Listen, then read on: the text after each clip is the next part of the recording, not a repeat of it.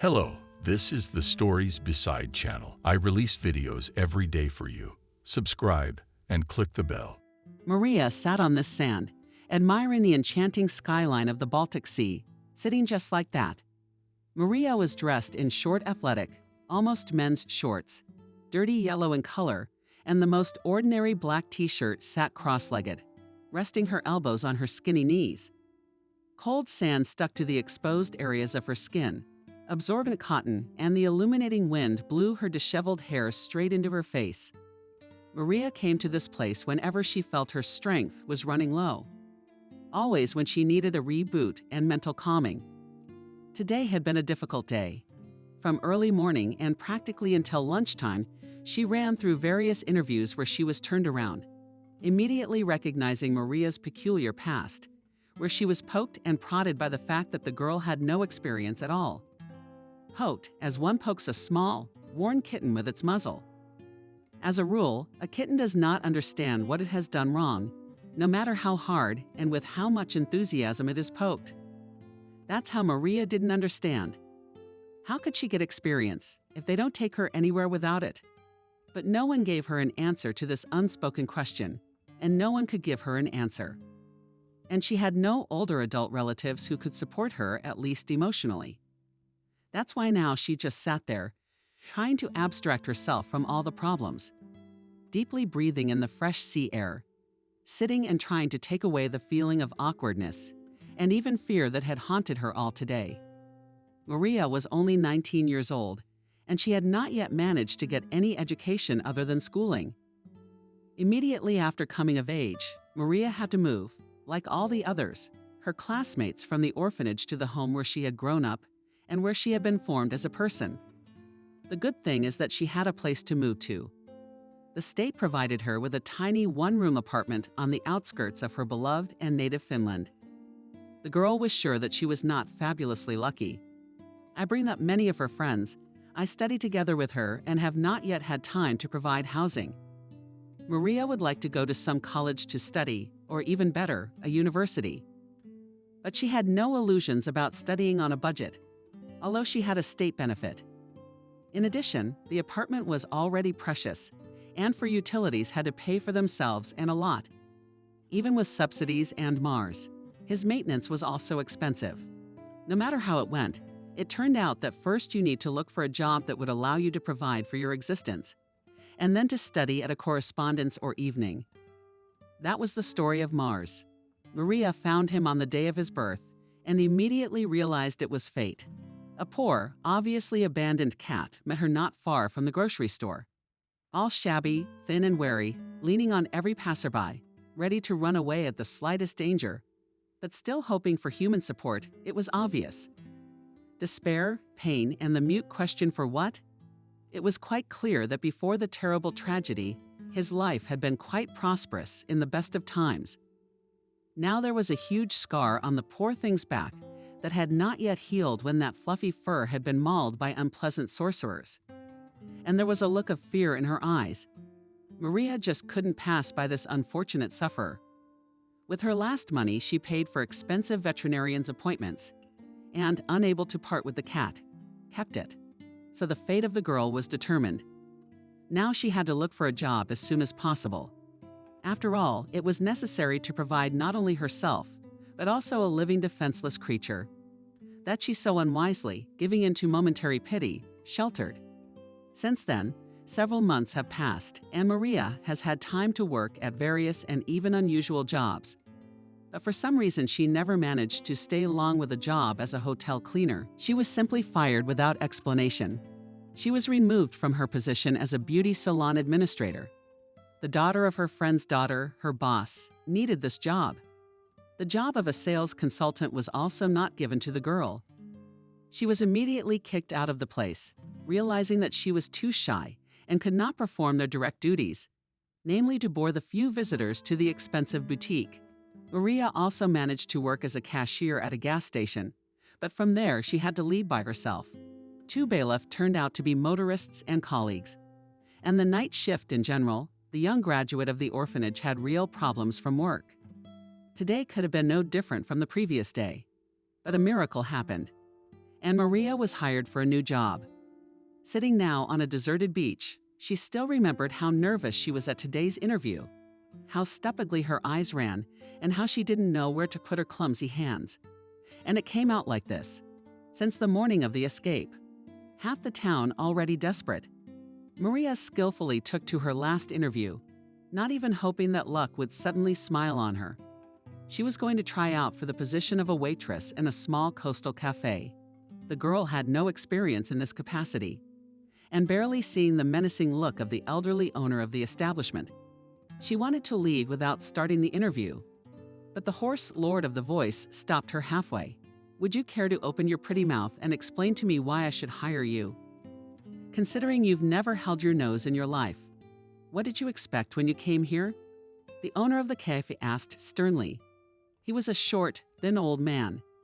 His bright blue eyes were hidden behind thick gray, wide eyebrows, and thin pale lips were almost invisible from behind a lush mustache. "I'm just looking for a job." "I'm sorry," Maria replied modestly and sank her gaze. She was already on her way out of his office. My hand rested on the round knob, and the only thought going through my mind was God, genius. Just get out of here. Busy. The old man smirked and folded his arms across his chest in a closed posture, not expressing anything good for the interlocutor. Isn't there any more suitable job in this city for such a young and beautiful girl? I clearly indicated vacancies with at least a year of experience. Maria blushed deeply. "Oh, I'm sorry, I didn't notice. It's just that I've already gone through all the websites and newspapers with vacancies. This is my 6th interview today. I'm sorry again for bothering you." She grabbed the doorknob again. But he didn't let her go again. There was a twinkle in the man's eyes. It was either interest or indignation. "Why do you need a job so urgently? Don't your parents help?" The girl, still holding herself by the doorknob, unconsciously pressed it even harder. "I don't have parents.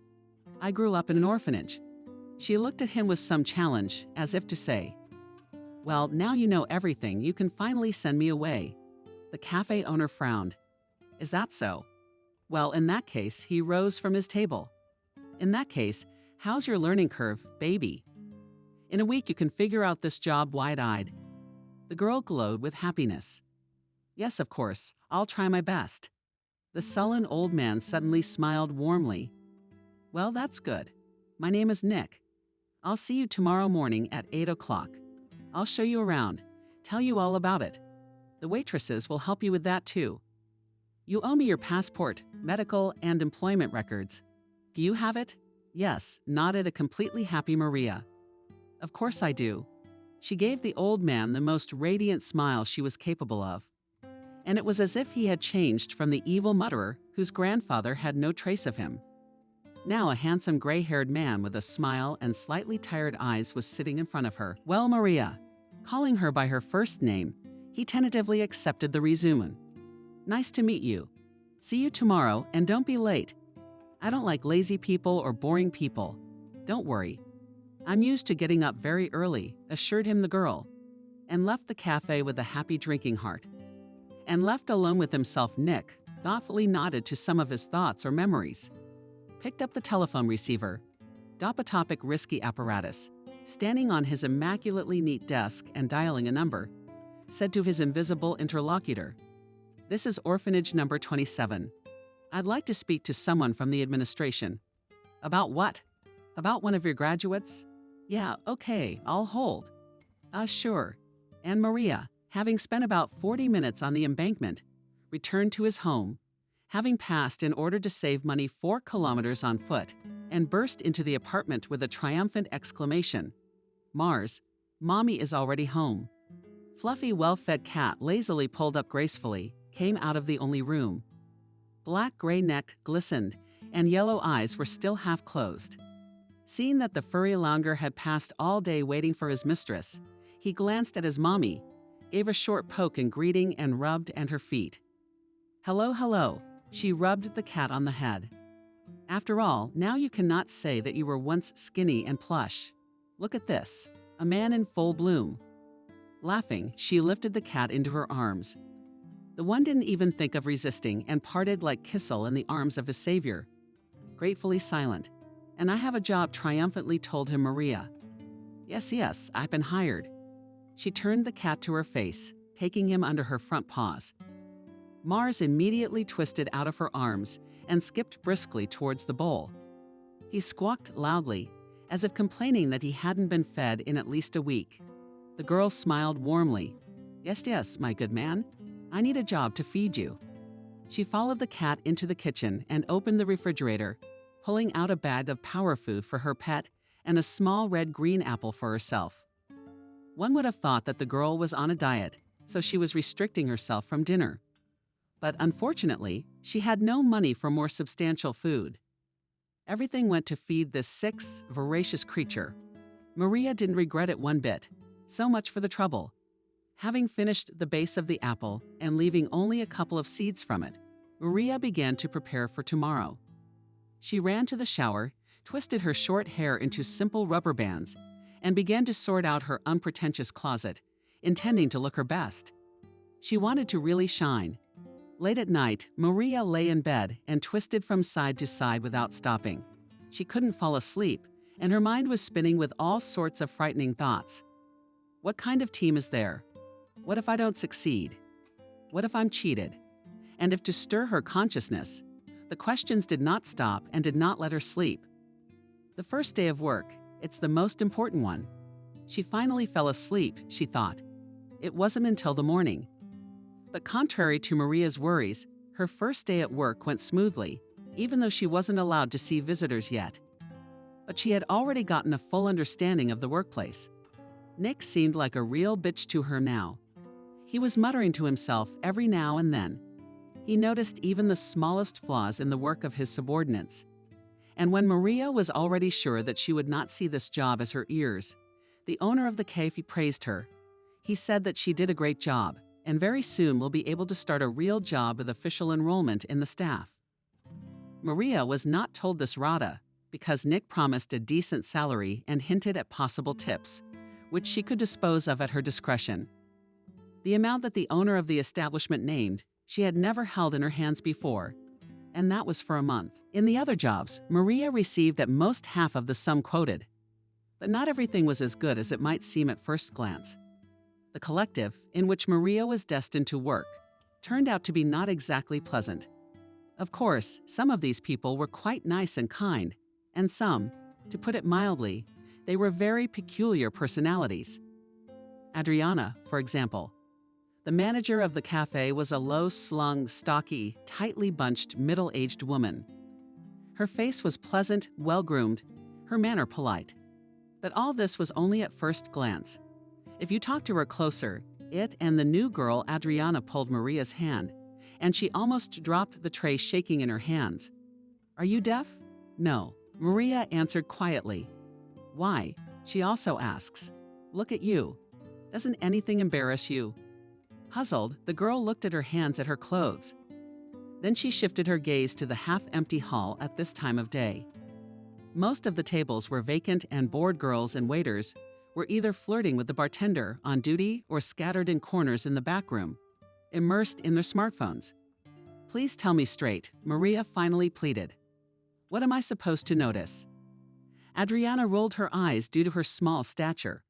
She was looking down at her charge, and if you couldn't hear their conversation, you would think from the outside that it was Maria who was reprimanding her boss as a subordinate. That was the thought that occurred to one of the waitresses bored nearby, and she even shook her head to chase it away. It's an obsession. "Wow, Glitch is amazed." She said to herself, "You could use one of those, couldn't you? Look at you." Adriana, meanwhile, looked at all our girls. They all look like real models. It's important for business. The visitor should be pleasant to look at those who serve him. "What are you?" She carelessly grabbed the unfortunate girl by the edges, her long t-shirts brightly adopted. "Where did you find that rag in a dumpster? How could you dress like that? I'm asking you." Maria lowered her gaze again and examined her clothes once more. She was wearing thin black tights and her most favorite t-shirt with a funny cat face on it. She burst out nervously. "Nick had said I would wear a uniform, and until they gave me one, I dressed as best I could." Adriana seemed to boil over with anger. "I couldn't do it well. tastes absolutely nothing. And at the same time, go take a look at your face. She waved a small, full hand in front of Maria's face. Besides, you need to grow your hair out. You look like a kid. And learn how to do a proper makeup. Ideally, of course, a nose to the forehead. What did he see in you? Oh, of course. How could I forget? Poor, poor, poor orphan. Squeaky, cool, theatrical voice stretched Adriana. Ah, it's disgusting to watch. And the manageress, deliberately hitting Maria with her heavy shoulder, went away to the back rooms. And the newly appeared waitress, and a lump came to her throat, put the tray on the table and ran to the restroom. There she washed her face with cold water and dared to look at herself in the mirror. In the reflection was a young, quite pretty girl, quite short haircut. Beating all the big nicknames of hair was gathered in a small ponytail on the top of her head. Since the hair was short, in the ponytail was able to gather only a small part of them, and the rest of the cheerfully fluttered and were free from the multicolored shrinking rubber band's large green shade. The eyes hid behind hollow and long naturally dark lashes. The plump lips trembled, giving away Maria's last efforts to hold back from finally bursting into tears. She turned in profile, wiggling her nose. It was indeed slightly larger than average. It was a beautiful large nose with a slightly noticeable gorilla. Maria's favorite kindergartners had always told her it was a real Greek nose. The guys, classmates, speculated in jest that she had maybe Georgians or Italians in her ancestry. But all these insinuations quickly stopped already in the 6th grade, when from a small, ridiculous girl, Maria began to gradually turn into a fragile teenage girl. Her unusual beauty silenced the evil tongues, and their owners to seek reciprocity in the first love. Generally speaking, in general, Maria has never been complex about her appearance.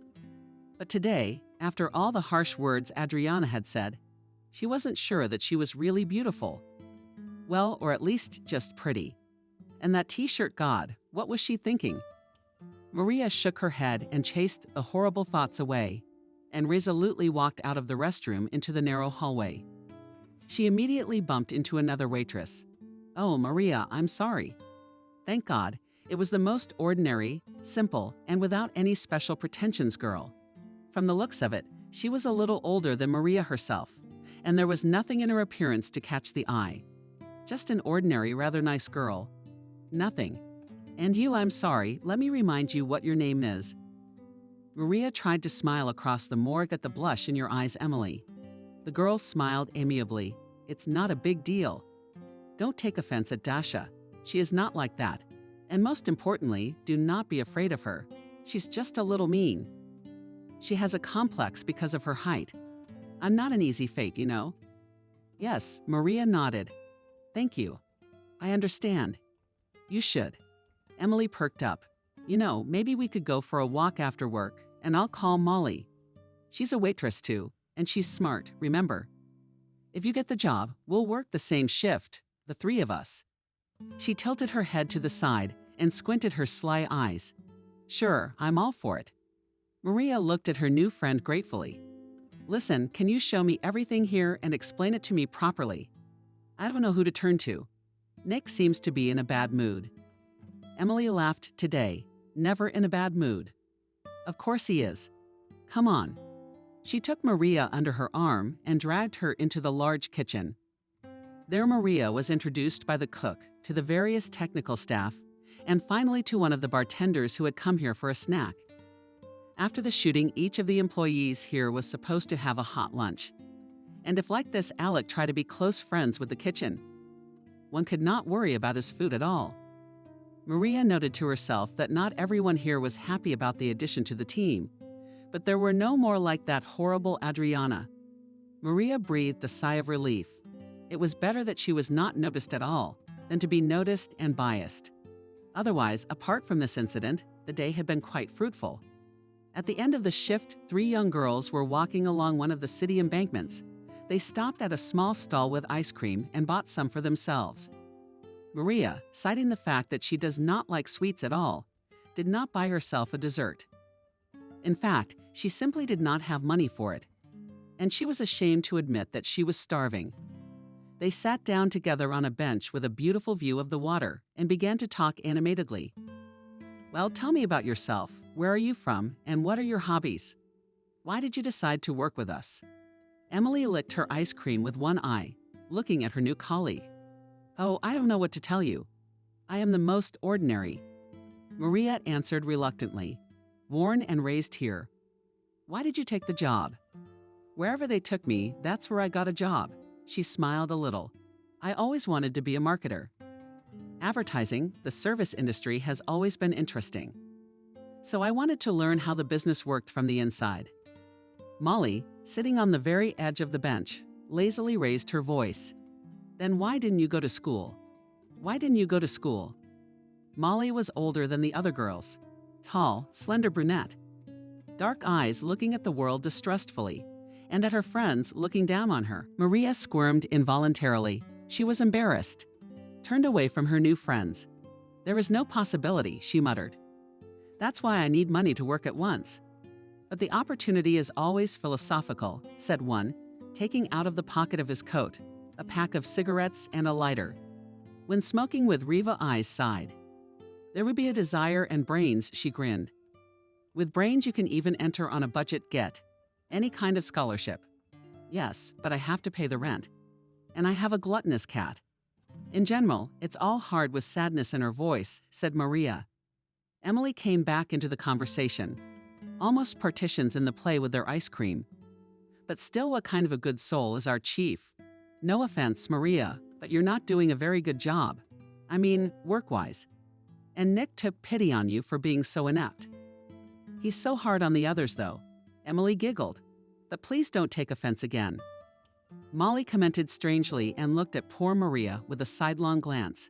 It gave her goosebumps. "Why did he take you on so quickly?" "I remember when I was setting up on my own. It was hell. He's a real pedant in our neck of the woods, and he needs experience, skills. Yeah, he even chases the cleaners around like they should be scrubbing floors and prepping the ore. I wonder why he's so attracted to you."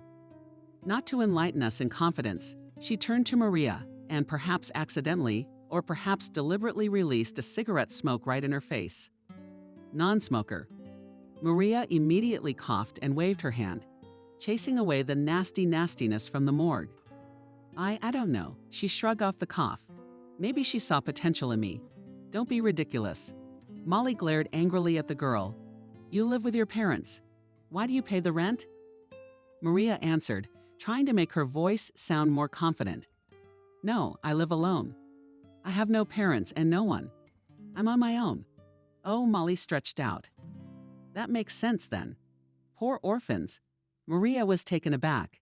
She had never been reproached so often in her life. Her lack of family, as she had been today, as if it was her fault, as if her orphanhood was somehow her advantage. "So?" she asked, almost defiantly. "I'm worse than anyone else because of it. Did I react faster?" "No, of course not." "What is this nonsense? You misunderstood Molly."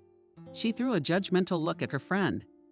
"Oh, calm down, both of you," lazily muttered Dimka. "I didn't mean anything wrong.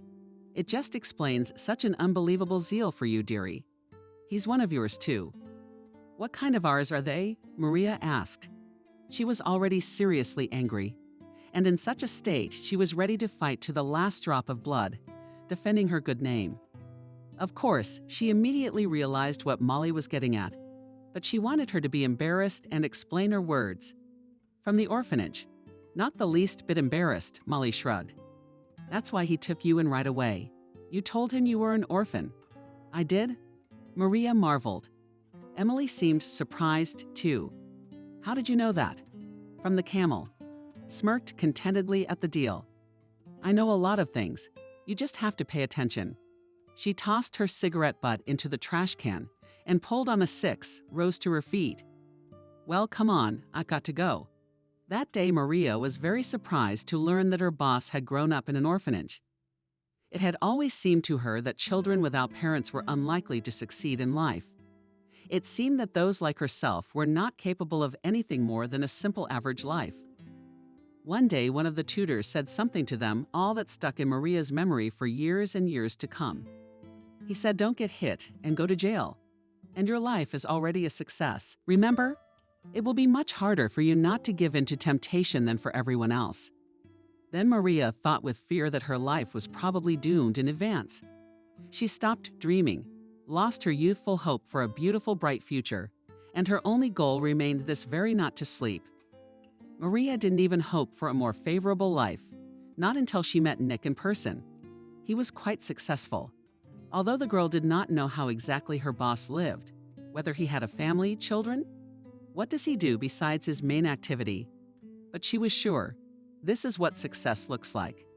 Yes, he was sometimes quite rude, cynical in statements, incredibly demanding. I mean, he had his own cafe. He's an orphanage boy. He managed to become the owner of his own business, the boss of a rather large team. After this message, Maria had a deep respect for the chief. From now on, no nagging from him could not break this strong feeling of hers.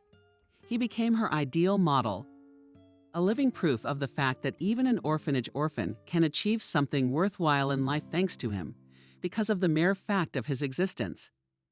Maria had a purpose in life again.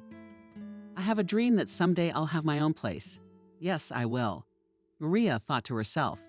I lie in the arms of my favorite cat before going to bed. Her days of labor were changing one after another. The girl, engrossed in her new and promising, as it seemed to her, work, almost did not notice how the days flew by, how the seasons changed. She greedily absorbed all the information about the restaurant business, with interest, watching how her boss works. Although Maria was the simplest waitress, she tried to delve into all the intricacies of this activity. She closely followed the work of the cooks, tried to discreetly observe the harmful manager of the institution, watched how masterly work bartenders. She wanted to understand how to manage her business competently, to understand and learn this skill. The girl's salary was more than decent. Now she had enough for both the cat and herself. Although she didn't spoil herself with anything like that. Sisma Tolsta is accustomed to be satisfied with little expensive clothes, did not buy for food. Did not spend a lot, even a new phone was not in a hurry to buy. And only Mars invariably received all the best and regular examinations by a veterinarian. The life of our heroine was gradually getting better, and she even began to save money, hoping in the near future to enroll in the correspondence department of a specialized university. Someday dreamed of her, and she will be able to open her own establishment and a small cafe or even a restaurant. Although the girl was sometimes afraid of Nick, but she learned a lot from him. In fact, he was not as strict as he wanted to seem at first glance. Yes, with the staff he was tough, nagged, told off, noticed all the little insignificant missteps. But in rare moments, when Maria happened to be with him for some reason, then Nick Dober calmed down. He was happy to share his knowledge with the girl, seeing how she was drawn to it and eager to learn something new. He was happy to notice how she differed from the other waitresses and saw in Maria's big eyes a true, genuine interest in her work. While her coworkers were rushing home to finish their shifts, Maria was always ready to stay longer and help others if needed. She worked tirelessly, trying to improve everything around her. And after a few months, Nick himself began to consult with the young waitress in some matters. For example, it was Maria who advised the man to introduce a seasonal drink in the menu, which could be obtained for free.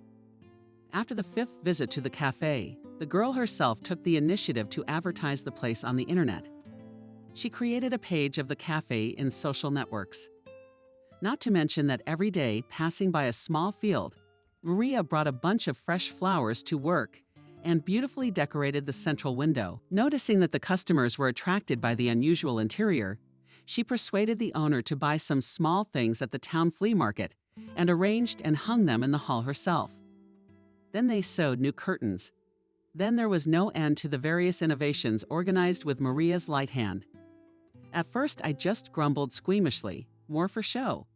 What else did that girl get into her head? And already spend a fortune on the restoration of this junk, which she calls, and vintage chairs. But gradually, there were many more visitors, and Nick was now often in a state of deep satisfaction. But who would have thought it would quietly and humbly turn out to be so creative? More than once and more than twice. The old man praised himself for such a valuable acquisition, smiling into his fluffy mustache and peering contentedly at the provoking waitress. Once in one of the most usual working days, there was another usual for Maria clash between her and the manager. Enraged by something, Adriana quickly moved towards Maria's side. Her eyes were burning with anger and her hands were clenched into fists. Hey you! Come here!" angrily hissed the manager to the gentleman. What did Maria think this time?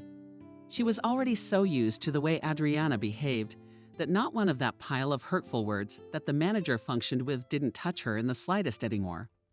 Oh, and it was obvious that she disliked Maria far more than the rest of them. Why didn't that question have a coherent answer? Perhaps it was some unconscious dislike, or perhaps something else. Figuring out the reasons for her constant discontent, Maria had no desire. What's wrong? Maria lowered her voice, fearing that one of the visitors might overhear them. "The customers are complaining about you. I'll fire the hell out of you," shouted the manager, not paying attention to the surprised customers. That with surprise stretched Maria, complained about her. "That can't be right." "Who? When? I don't believe you," she said firmly, and added, "By the way, you have no right to fire me. That's Nick's responsibility." "We'll see about that," Adriana whispered quietly. "Those 3 men you served last night, that's who complained about you. I'm gonna tell the chief, just so you know. If I don't, he will. He won't worry." Maria's thinking, what other men? What could have been disgruntled? She went through in her thoughts all those visitors that had served yesterday and could not understand who exactly she was talking about. Everyone seemed to be satisfied, she thought, and she was generally right, that satisfied customers could be identified by one simple criterion: the number of tips. Maria invariably left much more for the tip than was left. This she, and annoyed, and even pissed off sometimes her colleagues. But what was she to do? Perhaps it was because she was a little more friendly and a little less arrogant. Trying to remember who Adriana might have been talking about, she suddenly realized for sure it was the same drunken idiots. Last night, just before the cave closed, 3 dubious-looking men had piled into the room. Maria immediately realized that they were already well drunk. It was noticeable not only by the stellar behavior of the men, but also by, respectively, the ambergris that emanated from their warm company. And yet Maria, putting on a friendly smile, approached their table. "Good evening. Are you ready to order?" The drunkest of the party, and obviously the oldest of them, stepped forward. "Get a Coke and a drink, and hurry up." Maria covered her eyes, trying to regain her former friendliness.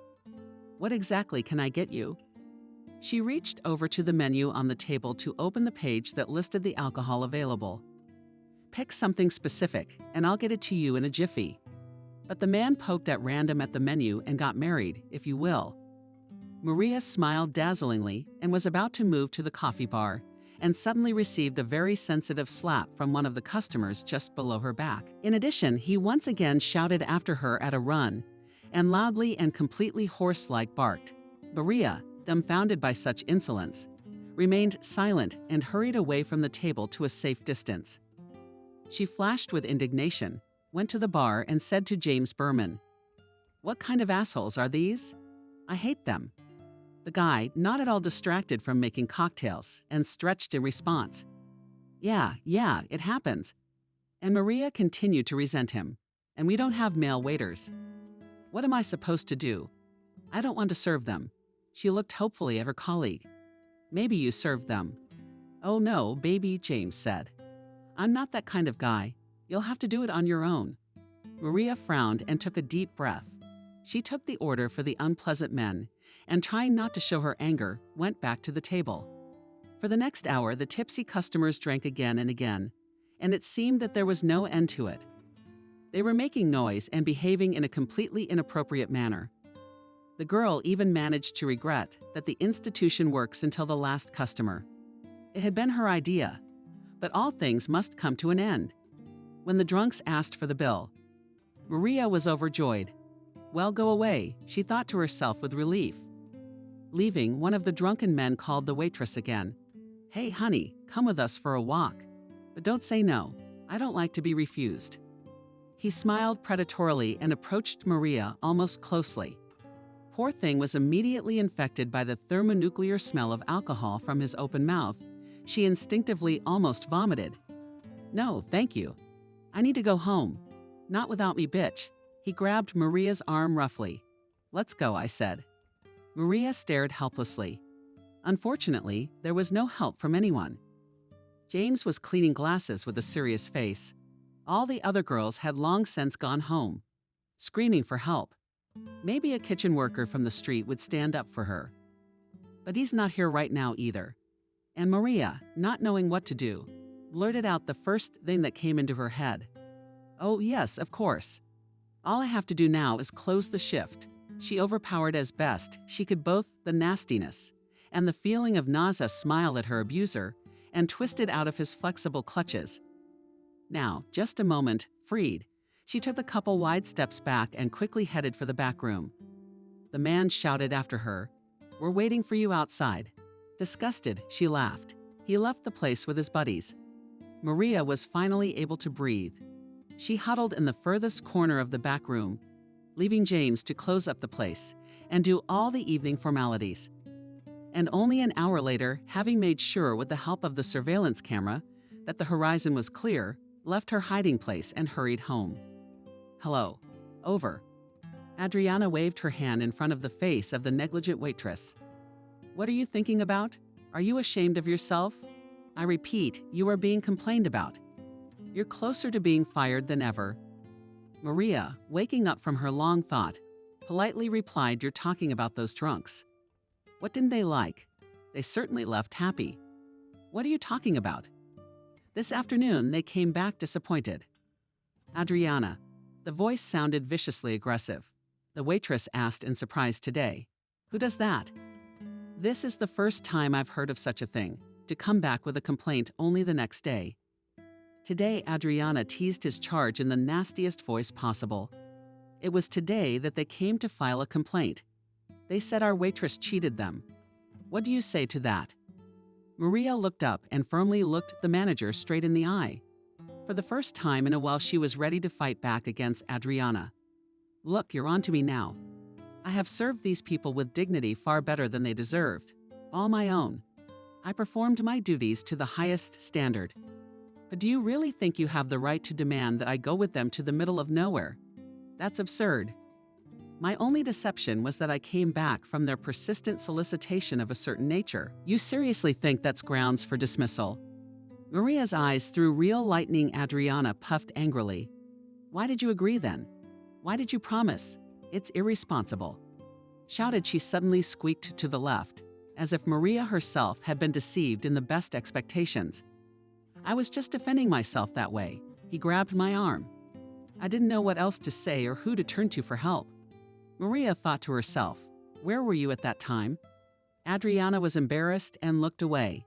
And then a man came from behind. He silently approached the arguing female employees. And it happened that only Maria noticed his presence. Adriana continued to fiercely shove her subordinate. One must work in such a way as to give oneself completely to one's work. "Where have you been? I don't concern you anymore. I come and go as I please." "I see." At these words, the supervisor standing behind her curved his lip and frowned unhappily. And Maria smiled contentedly at his reaction. But the furious manager simply didn't notice it. She continued, "And here I would go for a walk with them, if it is important for work, that it was difficult for you to spend the evening in the company of men. And now I have to deal with disgruntled customers. I will fire you today." Adriana, your reaction to Maria's perfectly appropriate behavior, I am unpleasantly surprised. The chief's menacing voice behind her back had the effect of a bomb going off. Adriana did not expect such a turn. She almost jumped and turned around sharply. Nick was speaking slowly to her. "It is important for our work that the manager of the cafe is always at his workplace. Besides, Maslov has no drunken visitors, and even in such a shameful way. What you propose to perform, Maria, is not exactly our profile, and they shouldn't have been allowed in the establishment at all. You were the one who should have been selecting the guards a week ago. Isn't that what we agreed to at the last meeting?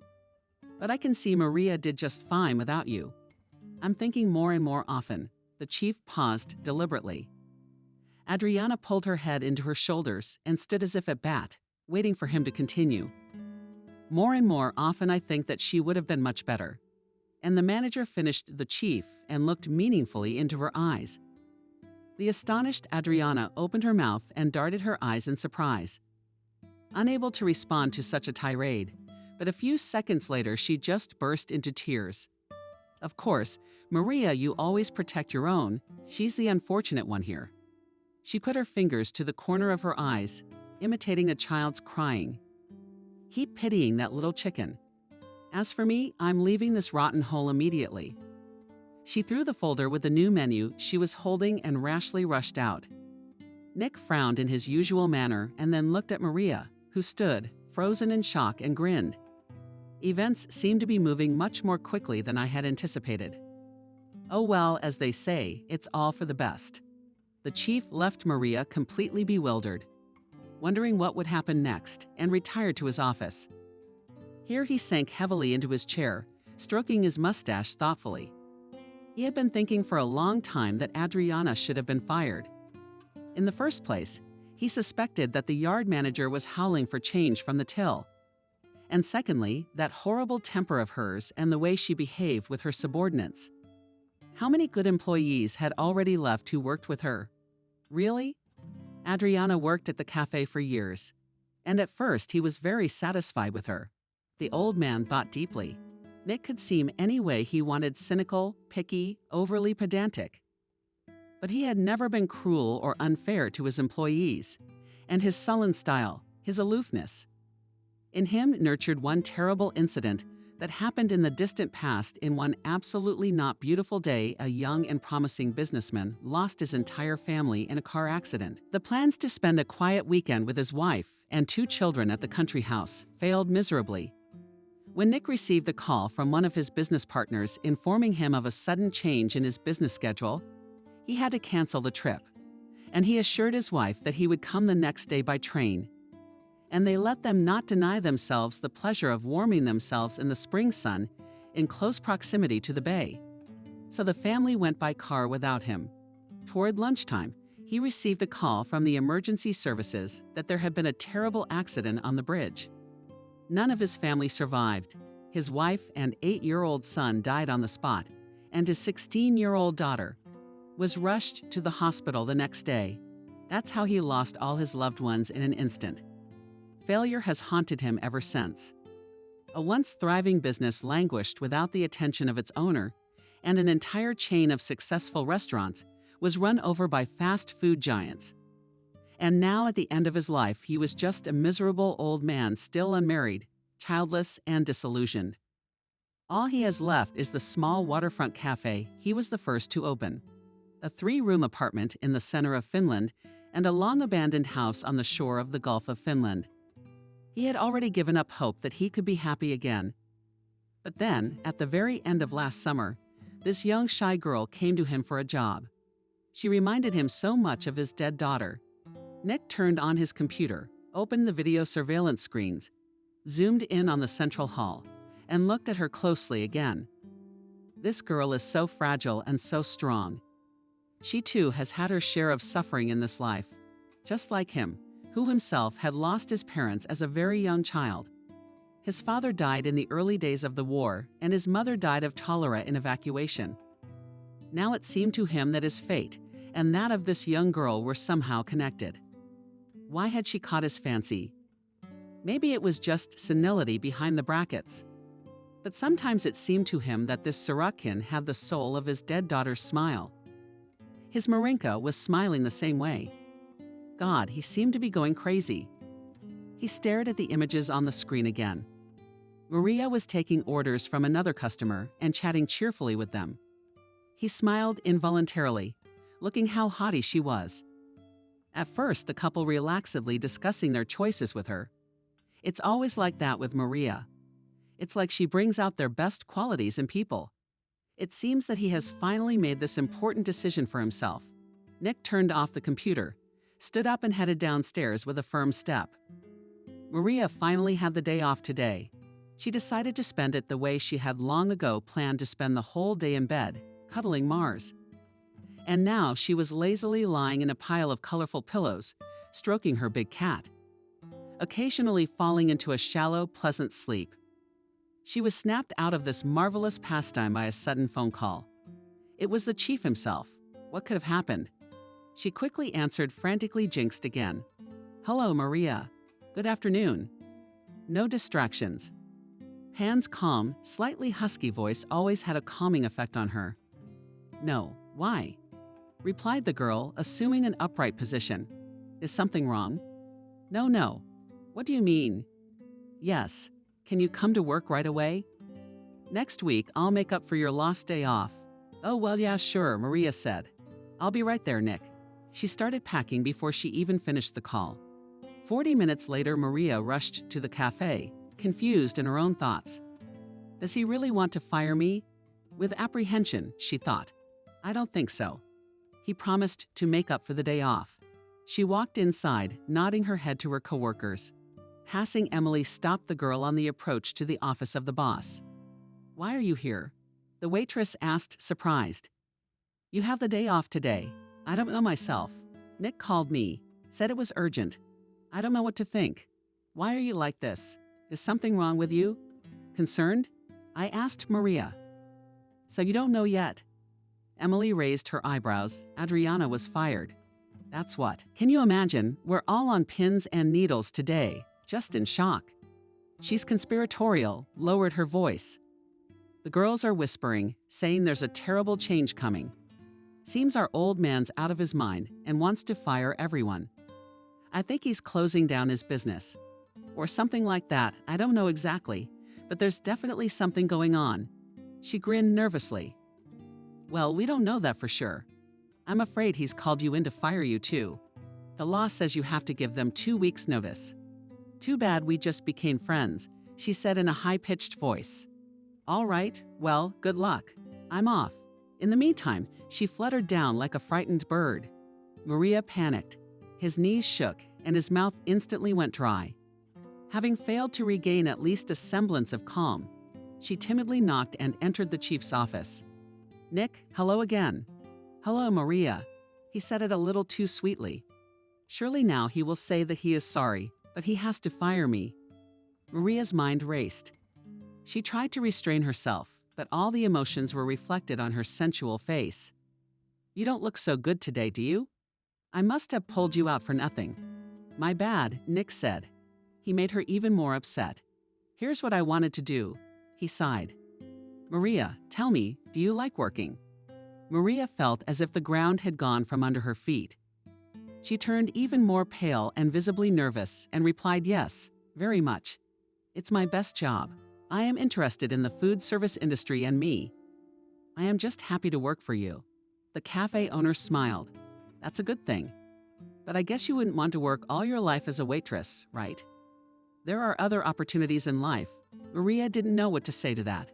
She was ready to fall to her knees, cry, do anything to keep him from firing her. No, I don't want to leave.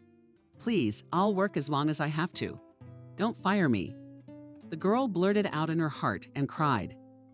The old man's thick gray eyebrows crept upward.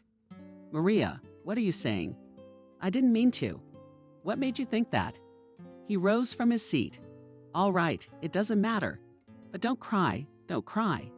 He awkwardly stroked her shoulder. "Anyway, in a nutshell, Adriana doesn't work for us anymore. So I'm going to offer the position to you. How do you feel about that?" Maria pulled her tearful eyes out. I don't know what to say. She just couldn't believe what was happening to her simple waitress and the position. "I'm the manager." "Thank you. Of course I'm in. I mean, I'm so glad." She wanted to throw herself at the old man's neck, but she was just in time to be yanked out of the chain of command. "Oh, great." Chief, with a loud clap of his hands. "I know you're already aware of your future duties. I've seen you watching Adriana closely, flipping through magazines, trying to do many things for her when she's away, and all the other things you've done for my establishment. I'm very grateful. I can't talk pretty, though." "You're welcome. Let's go." And the old man grabbed her arm with determination. The whole team has been warned in advance by their boss. Already gathered in the kitchen of the cafe for such news, which he was about to tell his employees. He even told them to close the establishment for an hour. Unprecedented business. May I have everyone's attention, please? The chef has raised his hand in the air. I'd like to introduce you to our new manager. He paused for a moment. You all undoubtedly know this man well by now. He looked around at all his employees, including Maria, who stood modestly next to her colleagues. Maria, please. The host nodded to Maria with a gesture indicating that she should step forward. The waitresses, cooks, and bartenders looked at each other in amazement, and none of them could utter a word. Suddenly Molly, standing behind everyone, stepped forward. Congratulations, she said with a slight irony, looking at Maria, as if she were seeing her for the first time. We had no doubt you'd be the one to get the top job.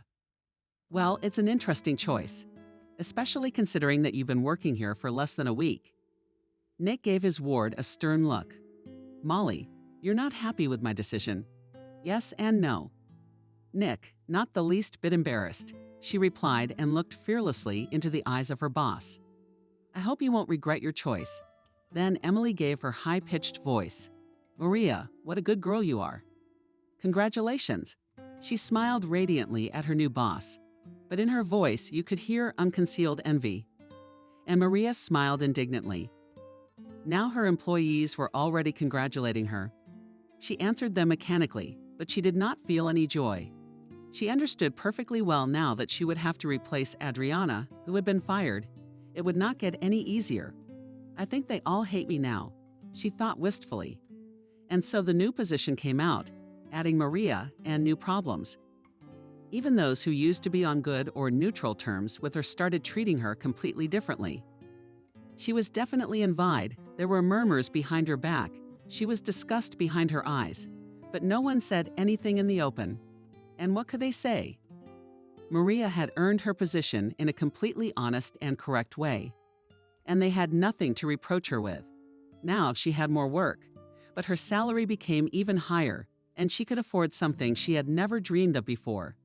She could, but did not allow money, continued to save, dreaming of the time when she could put them in real business. Thus, everything went its way. On one of the most ordinary working days, Maria was finishing preparations for a big banquet. One of the local rich men had rented the whole cafe for the whole day, having decided to celebrate his girlfriend's birthday in a big way, so to speak. Maria prepared everything perfectly, as always. All the requirements of the customer were fulfilled. And now she was already sitting in her corner near the bar, watching from there how the planned banquet was going on. Well, rich people know how to party hard. She reasoned with mixed feelings and had just reached for her cup of coffee, which was slowly being pulled up and in the process, when one of the newly hired new waitresses ran up to her. Maria, Pipsqueak, blurted out a young girl named Lyda. Is that your name there? Why do you have to say that all the time? Maria wrinkled his nose. What else happened there? Lyda guiltily lowered her eyes. I accidentally doused a client with champagne. Please forgive me, I really did accidentally. Maria sighed heavily. Well, okay, I understand. But please be more careful from now on. Lyda smiled gratefully. Thank you, Maria. I'll do my best. Maria counted to 3 and headed in the direction of the disgruntled customer. Figuring out who was who, the victim was quite easy. It turned out to be a young and very handsome man in a white shirt absolutely wet with champagne. His face was skewed by a disgruntled grimace, and his hair emphasized his dark and shiny eyes. Maria suddenly caught herself thinking that she liked him. She restrained herself. She found time and approached the young man. Good evening. I'm Maria's manager. We have already met when you ordered a banquet from us. You wanted to see me? The young man's stern look softened when he saw the manager, and Maria smiled broadly. Why don't you watch your waiters? Look what that girl has done. He spread his arms wide, pointing to a large wet champagne stain. Oh, if you'll excuse us. She's just had a nervous breakdown at work recently. The result. As a compliment, please accept a small gift from our establishment. Maria turned around and made a sign to the waitress behind her. And she, smiling dazzlingly, served a bottle of the best champagne in buckets with ice. Maria smiled too. We will replace the waiter, of course. The girl will be interviewed and punished accordingly. I guarantee it. The young man hummed in response. All right, have it your way. He leaned back in his chair with his hands behind his head. I'll have a new shirt delivered right away. In the meantime, let's go out in the yard for a smoke. There we'll discuss how to correct this oversight. He suddenly winked playfully at Maria. I do not smoke, but I would love to breathe fresh air with you. A couple of minutes. Maria smiled politely, reminding herself mentally that the customer is always right, especially the one who rents all establishments for an expensive party. Barely the young people were in the fresh air. The guy lazily and defiantly reached out to spread his arms in different directions. Once he, as a zealous horse, led wide nostrils, greedily gaining air into his lungs, and took out of his pants pocket an expensive cigarette case. Maria shuffled modestly from foot to foot. It was slightly awkward for her to watch him, being so close. She was the first to start the conversation. You wanted to talk about something, didn't you? Can I get you something else instead of champagne? The guy smoked a cigarette and exhaled a puff of smoke right in the girl's face from the clear smell. She was getting angry, and he laughed. Excuse me, Maria, but how about this option? I generously forgive you the ruined shirt, and you, in turn, go on a date with me. He waited, looked at the girl. Maria, on her cheek, became words of embarrassment. She lowered her eyes and kicked with the toe of her shoe. A tiny pebble lying nearby. Wait, you rented our cafe to celebrate your girlfriend's birthday, right? Didn't you? Your girlfriend's last words were deliberately emphasized. The guy laughed even harder and took a step in her direction. So what? He fixed a strand of her hair in a masterly manner. By the way, I liked you right away. Of course I remembered you. Maria was visibly nervous. She tried to find the right words, but he beat her to it. So, lowering his deep velvet voice, he took her hand in his large, warm palm. You're going to be my girlfriend. Turning Maria's pink palm, he kissed her dusty one lightly on the side, while looking intently into Maria's eyes. And here are Maria melted like ice cream taken out of the freezer and forgotten in the kitchen. Even when ordering the banquet, she noted the attractive beauty of this guy, his brutal masculinity. Rough and risky, but very attractive features of his tanned face. Maria seemed to float on the wave of her feeling. In a flash, he pulled himself back and mentally scolded himself for such nasty thoughts. His girlfriend is the one she's waiting for. It's her birthday today, and I'm disgusted with myself. She took a step back and said confidently, no, you can't do that. After all, you already have a girlfriend, don't you? The guy raised his eyebrows in surprise. So what? She will understand everything perfectly well for her. Don't worry. He held out his hand to Maria on Italy. And I understand you already have a boyfriend. Or are you married at all? That's not an obstacle either, by the way. He stared into her eyes again, and then suddenly pulled her to him and gave her a long, demanding kiss on the lips. Maria felt the ground fall away from under her feet. The last time she had experienced such a pinching feeling was a long time ago. She had been about 16 then. She made an effort to pull away from her vis-a-vis. Lori, you're wasting it. She stammered, unable to find what else to say to him. But after a short interval, added almost with despair, it's just all wrong. Lori hummed, pushing the corners of his lips down. Grinning, he looked at Maria with a new appraising gaze. Look, have you ever even had a boyfriend? Maria was embarrassed. Well, no, she was especially embarrassed for the rule of taking her hair behind her ear. Why? Lori's eyes rounded in amazement. He seemed to be in complete shock. Are you serious? I mean, never ever. In every sense. Maria, unable to contain her smile, giggled softly. Yes, you got it right. Never. In every sense. Well, you give Maroos. The young man whistled. All right, I'll forgive you. I mean for the ruined shirt. He squeezed the cigarette butt between his index finger and thumb and deftly thumbed it forward into the darkness. A jerk. Olenka's waiting for me. He smiled again, showing perfectly straight white teeth, and disappeared behind the doors. Left alone, Maria took a deep breath, gathering her courage to return to the banquet hall. When she stepped inside, she found Lori already cradling the birthday girl to his chest. Maria was pricked by some new feeling she had never experienced before. Was it jealousy? She began to berate herself again in her own thoughts. Fool. What a fool you are. Suddenly, the ubiquitous Emily appeared from behind. Who's handsome? And he's loaded. Too bad he's busy. Dreamily said the waitress. Maria jumped on the spot from surprise. Emily, why scare her like that? Emily, ignoring the question, continued to admire Lori. No, look at him. Not a man, but a dream. Oh, do you know who he is? No, who is he? Maria inquired. He's the son of one of our deputies. He's terribly rich. He seems to be out of politics, but he has a lot of money. She rolled her eyes in delight. Oh, come on, he's just some idiot. Maria suddenly blurted out.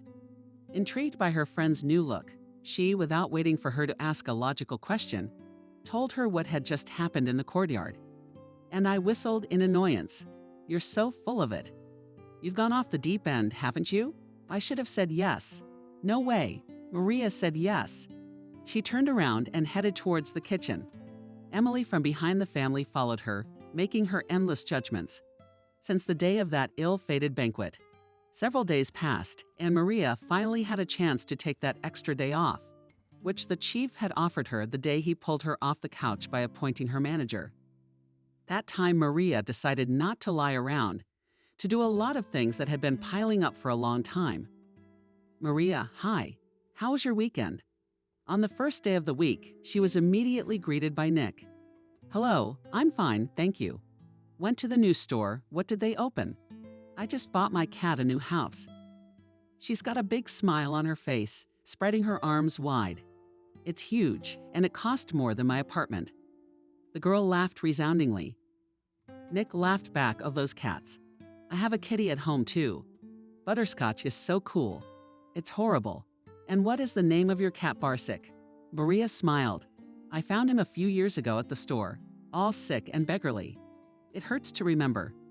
The desire to help a poor stray is very commendable. I'm glad my manager has such a bright soul. I never doubted it. Maria was embarrassed by the compliment. She was even a little embarrassed. Why did her boss praise her so much? She all tensed up, preparing for what is about to say, old man, I wanted to discuss with you. There's 2 questions. 1, remember when you found those good suppliers? Well, with the meat, I lost their contacts. Maria exhaled and with relief took out her smartphone and dictated the right phone number and asked, and the second question. The old man was suddenly embarrassed. Maria first saw him like this. He walked around his office and sat down on the edge of the table, stroking his fluffy mustache. The second question, girl, you must have noticed that some of our employees, how to say it, dislike you. Maria lowered her head as if she was guilty. Yes, I have noticed. I don't know how I can change that. Forgive me, the old man rolled his eyes. Maria, I don't like your kindness, honestly. But in some moments you have to be tougher, bolder, persistent, if you will. For instance, remember when Molly asked you to fill in for her? I remember, it was a few weeks ago, the girl answered. I can literally feel it in my bones. Okay, but first of all, you're not a waitress anymore. You shouldn't be filling in for waiters, you know. Of course not. But her sister was sick at the time. I couldn't fill in for her. I couldn't help Molly out. She needed to support her sister. Nick laughed sadly dearly. Dinah doesn't have any sister. And there was another incident. Not too long ago, she sent some friends of hers on your shift. You literally worked the last week before your new assignment. Yes, the old man moved his lips to calculate the date and nodded his head, confirming his thoughts. Well, they came to me personally and praised you, calling you a terrible worker. Well, I know you're not. And I've seen these guys in the company of these guys. More than once, Molly realized they were acquaintances of hers. You see where I'm going with this? Maria raised her head, trying to push away the tears, and quietly replied, I see. I am too trusting sullenly, she summarized. Yes, nodded the old man. But it's not bad at all, and you are not to blame just in our collective. And in general in life, you have to be a little tougher, even more cynical, you know. People, unfortunately, most of them are not as soft and fluffy as we would like them to be. Anyway, just be on your guard, sweetie. I will. Maria smiled gratefully at her boss. I got it. I'll do my best. Thank you for the advice. Well, I'll be off.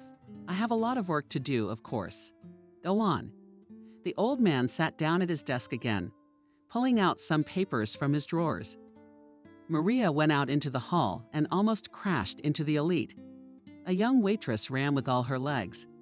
Maria, Maria, I'm just looking for the goalkeeper panting and the girl there asking for you go quickly. Who? Maria asked with a sigh, suspecting that again came disgruntled visitors, but she followed Lida's gaze and marveled next to the bar stood Laurie himself and smiled at her with a full mouth and held a lush bouquet of scarlet roses. Noticing the girl's gaze, he waved to her. Maria, how glad I am to see you. Theatrically, he said and bowed slightly, standing next to her. Lida jumped a little on the spot. Unable to hide her emotions, she quietly.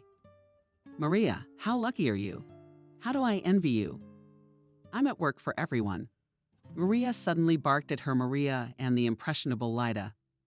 Dumbfounded, she had never heard the always kind and helpful manager snapped at her like that before. Laurie from Bolivia laughed when he saw the scene, and then came closer and held out a bouquet to Maria. And this is for you. We can talk. Maria preferred to retreat again to the patio away from prying eyes and ears, and nodded to him in agreement. Outside, Laurie was at it again. Well, he switched from heels to toes, and I broke up with Alina. He broke the big news. Now you're ready to go out with me. What do you mean you broke up? Is that because of me? Maria looked at the guy with such hope that he couldn't help smiling. Who else would Queen Victoria be for? You, of course. So you're ready to go on a date with me? Maria repeated his words, running my mind over my prospects. Laurie is richly handsome, successful, and really likes her. Isn't that a real fairy tale? She feverishly pondered over the information she had received. He broke up with her because of me. It's just like in the novels. She smiled at her own thoughts, but another, more down-to-earth one immediately popped into her head. If he broke up with her so easily, with that glamorous beauty, won't he break up with me just as easily? Joyful light immediately went out in Maria's green eyes, which did not go unnoticed by Laurie. Maria, why do you even want to? He was genuinely surprised. Well, I don't even know.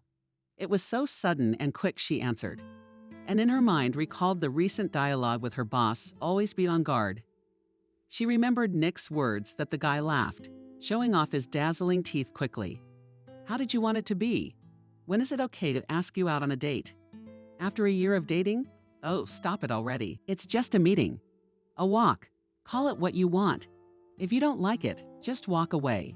Here Maria, though doubting the rightness of her choice, gave up. Feelings and emotions outweighed. After all, this man was so beautiful and so attractive, and reason can wait. After all, she wouldn't have to live alone forever. She gave him a flirtatious smile and nodded. All right then. Laurie smiled victoriously. Great. What time do you finish everything? I'll pick you up. Ciao.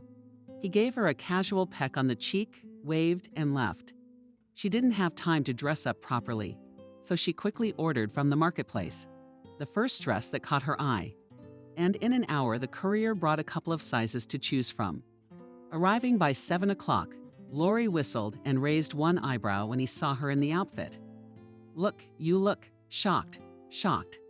Maria smiled and blushed lol at the compliment she received. She was very pleased with his praise. Laurie sat her on the front passenger seat of his luxurious sports car, closed the door, and himself literally jumped behind the wheel. The car made a noise like a beast and in 1 second took off from the place.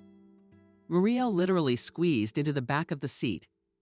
Well, as a satisfied Laurie looked at her slightly mockingly. She didn't.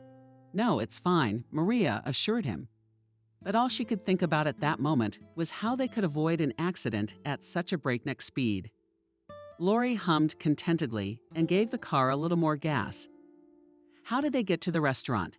She remembered very vaguely. In the dense traffic, his low car was maneuvering, so that the lights of street lamps and headlights of oncoming cars merged before her eyes into glittering ribbons. At one point, she even covered her eyes so that she couldn't see it all. But Lori didn't care. And now he was opening the car door for her. "Get out. What are you sitting there for?" Maria gave him her cold, thin hand and awkwardly stepped out of the car. Is she really across town by the bay? Oh, there's that expensive, famous restaurant. Oh, come on. Her head was spinning and her legs were showing. If he always drives like that, and she wouldn't go with him again. But Lori took her exclamation as a compliment and literally inflated himself with pride. Although Maggiana beast of a driver laughter, but he and let her, taking her under the arm on the marble slippery steps. It turned out to be simply gorgeous inside. They went up to the second-floor lounge, which had a marvelous view of the bay and the lights of the evening city. The privacy and the table by the window was served with such skill that Maria admired the art of the staff working here and began to look at every detail to memorize and try to do the same in their cafe. Of course, she and the chef could not reach such a level. It requires huge investments, but some things can be repeated. Where are you flying, Maria? What are you ordering? Lori's voice brought her back to reality. A smiling schoolgirl waitress in a beautiful uniform with the establishment's logo was already standing next to her. I recommend our chef's specialty. What's your shampoo? Let's start with the fire. Lori reclined in a soft armchair and smiled indulgently. Well, perhaps bring us my plan. And if there is, of course, said Maria politely, having studied the map and Godfather wines, of course, right away. The waitress nodded. An excellent choice to start a romantic evening. And you're quite a good judge. Lori smiled approvingly. I didn't expect that. It's my job, Maria answered him modestly, sitting here in this posh room. She still couldn't believe that such a man had paid attention to her, a simple girl who had grown up in an orphanage, a girl with no education, no glamorous gloss, no model looks. She had always tended to underestimate herself from time to time, even slowly exhausted her self-lock here. When Lori did not see to make sure that everything happening to her was not a wonderful and marvelous dream, that everything was real. And here she is, yesterday's orphanage graduate, a girl who's a nobody, sitting here in a fancy, expensive dress in front of the man of her dreams. How can you believe that? And Lori wiped his lips with a napkin. How was dinner? Did you enjoy it? Yes, Maria smiled very much. Thank you for this evening. I have to admit, honestly, this is my first real date. Oh, come on. Lori laughed quietly, shaking his head. And where did you come from? Maria? The girl only shrugged enigmatically. She wasn't going to tell him everything about herself at once. Lori gestured to the waitress to bring the bill. So what are our plans next? Are we going to my place or to a hotel? Maria turned pale and was not on a joke afraid that no. Lori grinned predatorily somehow. No, what's wrong again? Without looking at the bill, he brought the phone to the portable payment terminal and carelessly threw a couple of withdrawn bills on the table as a tip. Maria, how stupid is that? I've already broken up with my girlfriend, like you wanted. What more do you want?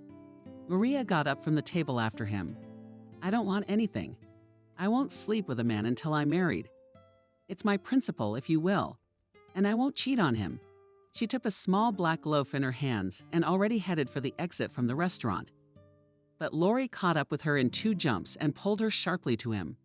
What are you doing, silly? He kissed her neck and ran his hand down her smooth and open back. Don't be silly. Let's go. I'm not going to hurt you. Everything inside Maria turned upside down, too, from his closeness, his scent, and his hot breath. But she found the strength to pull the insolent man's hands away from her. No, Lori, I'm not going anywhere. I'm sorry to waste your time, she pondered, searching for the right words. Please understand, I just can't. Besides, I have a cat at home alone. She threw one last belittling glance at the young man and literally ran downstairs to duck through the saving door of the women's restroom. Here she took a breath, refreshed, and ordered a cab. Puzzled, Lori remained standing by the stairs. So she has the cat all to herself. He hummed and suddenly laughed loudly. Maria returned home, flooding and bitter tears. She was in pain, hurt that Lori had mistaken her for such an available doormat.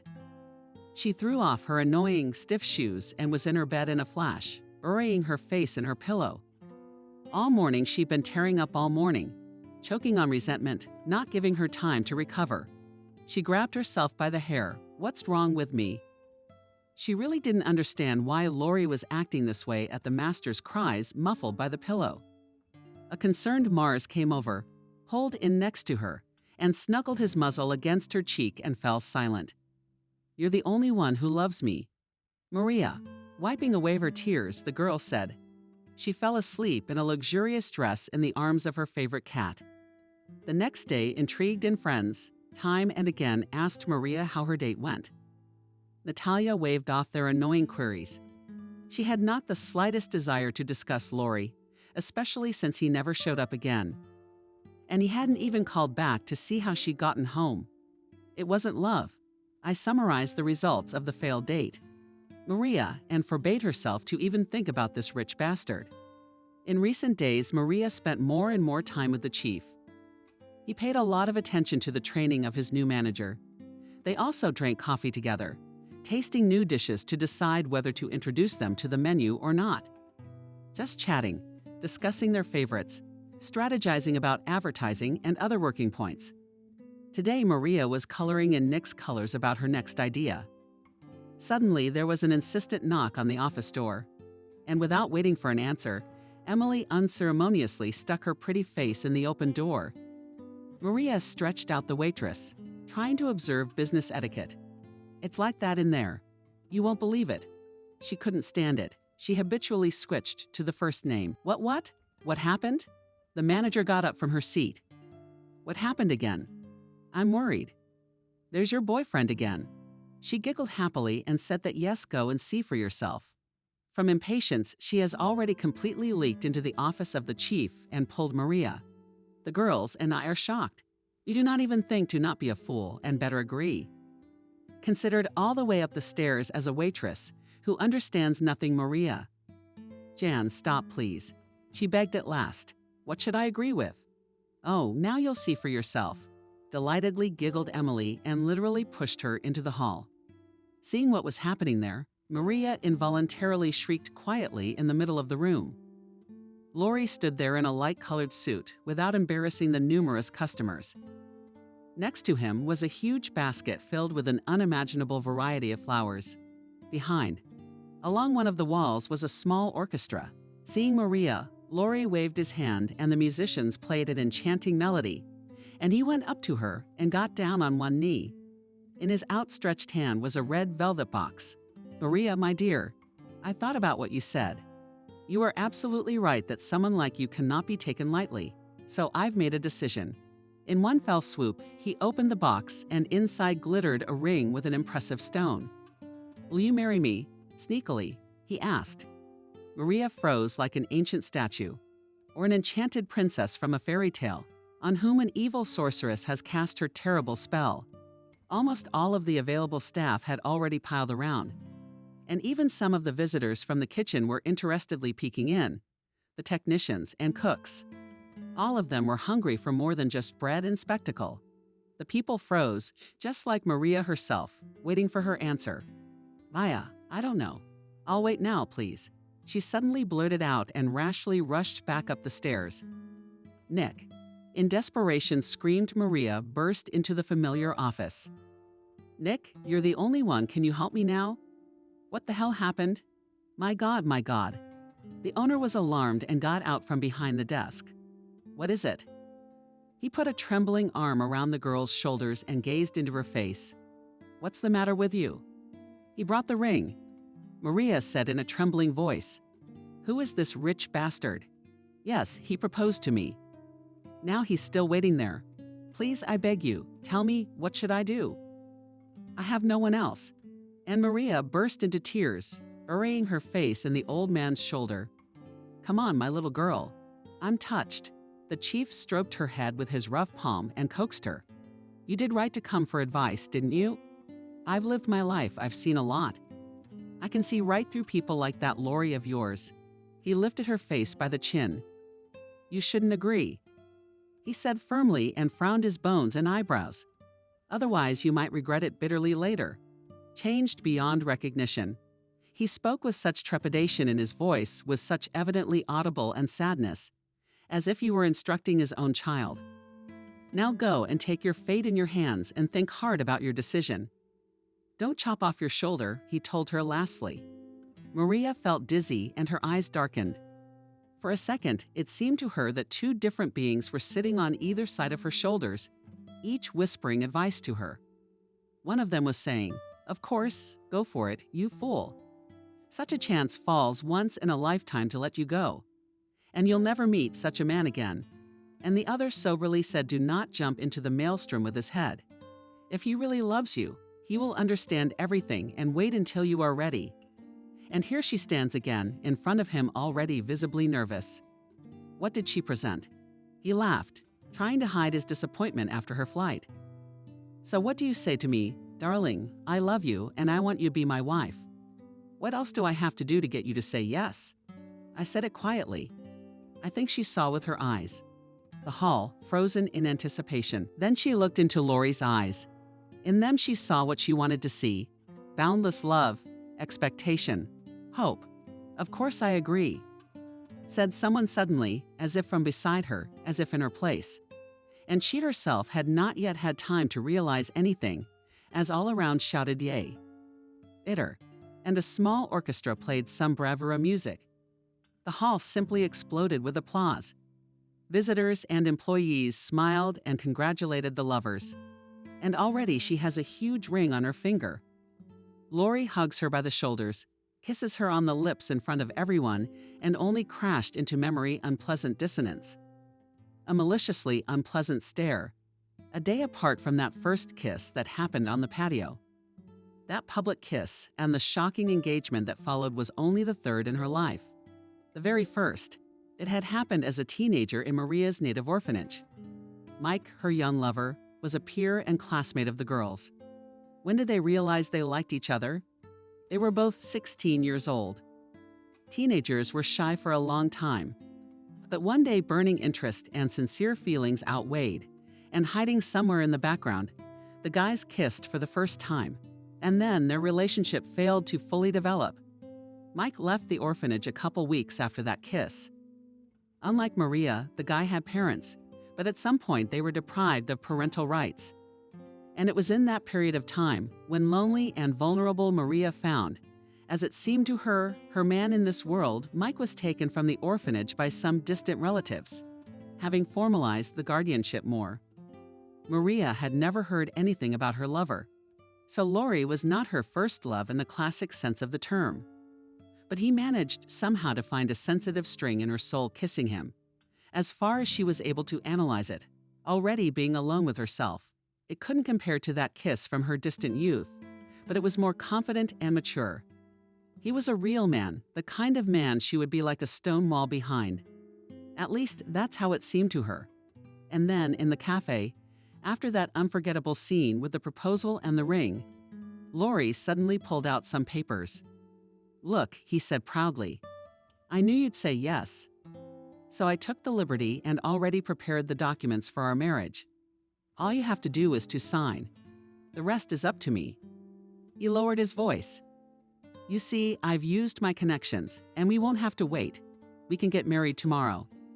"Well, what kind of wedding do you want?" Maria's hands shook. She scrutinized the groom so quickly. "What for? We hardly know each other. Why are you in such a hurry?" Lori frowned unhappily. "I'm in a hurry. You're doing it again. I love you and I want you to be my wife. Is that a bad thing?" He lowered his head, eliminating his gaze to the perfect, patent leather shoes. "Well, you know, if it's a rush for you, you might as well say no." "I thought you loved me too, and you don't," sharp shouted Maria. She was immediately embarrassed by her excessive emotionality. I looked at her with attentive and sad eyes. Nick looked at her, standing in the corner of the hall. She turned back to her lover. "I mean, I love you too. I just didn't expect it to be like this." The guy smiled again. "What do you mean, sweetheart? I'm trying especially for you." He shoved the paper into the girl's hands and took out a gold-plated Parker from his pocket. "Go ahead, sign it." Maria frowned slightly. "Read the document." Lori was not deceived. It was indeed an application for the registry office. She carefully studied everything written. Then she asked in surprise, "How did you get all my information?" Lori winked cheerfully at the girl. The power of love. Maria smiled weakly at him. She had already put her hand to sign, but something stopped her. The girl thought about it, and the recent words of the boss came to her mind again. She twirled the pen in her hands, and yet he signed it. This is fate. This is true love. She convinced herself, chasing away the tedium and thought. Lori seemed to melt. "I love you," he shouted out again, drawing the attention of those around him. "But I have to go now." He folded the signed sheet neatly into a folder. "I'm going to do the paperwork right now. And you know what I propose to celebrate our wedding right here. How does that sound?" He spread his arms out like he wanted to cover the whole small room. "What do you think?" Maria smiled gently. "Let's make the arrangements then. And from me, the payment and everything else." He hugged the girl one last time and disappeared through the doors of the cafe. Nick came to Maria immediately.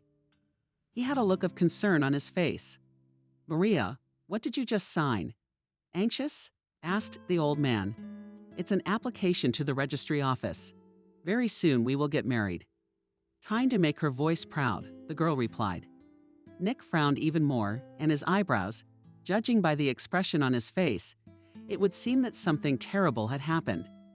He dragged Maria to his office and said to Maria sternly, "What if it's not for the registry office? What if he cheats you? Steal it? What if he uses your signature and takes over the loan?" Maria laughed. "Nick, what loan? You know Lori comes from the richest family in our town. And I'm begging you, what is there to steal from me?" "Well, think about it." The old man squinted. "You can steal from a man without even taking a single dollar from him. I hope you don't have to face that." Oh, with a gesture he signaled that their conversation was over. Maria thanked him politely and left with a slight shrug. And he wondered. Indeed, he knew the Lori family well. These people had never needed money in their lives. On the contrary, they were so rich that they could afford almost anything. But still, something was definitely amiss. But what was it? Soon Maria was drowning in the hustle and bustle of the wedding, forgetting everything. She carefully picked out everything that even indirectly related to this wedding, her wedding.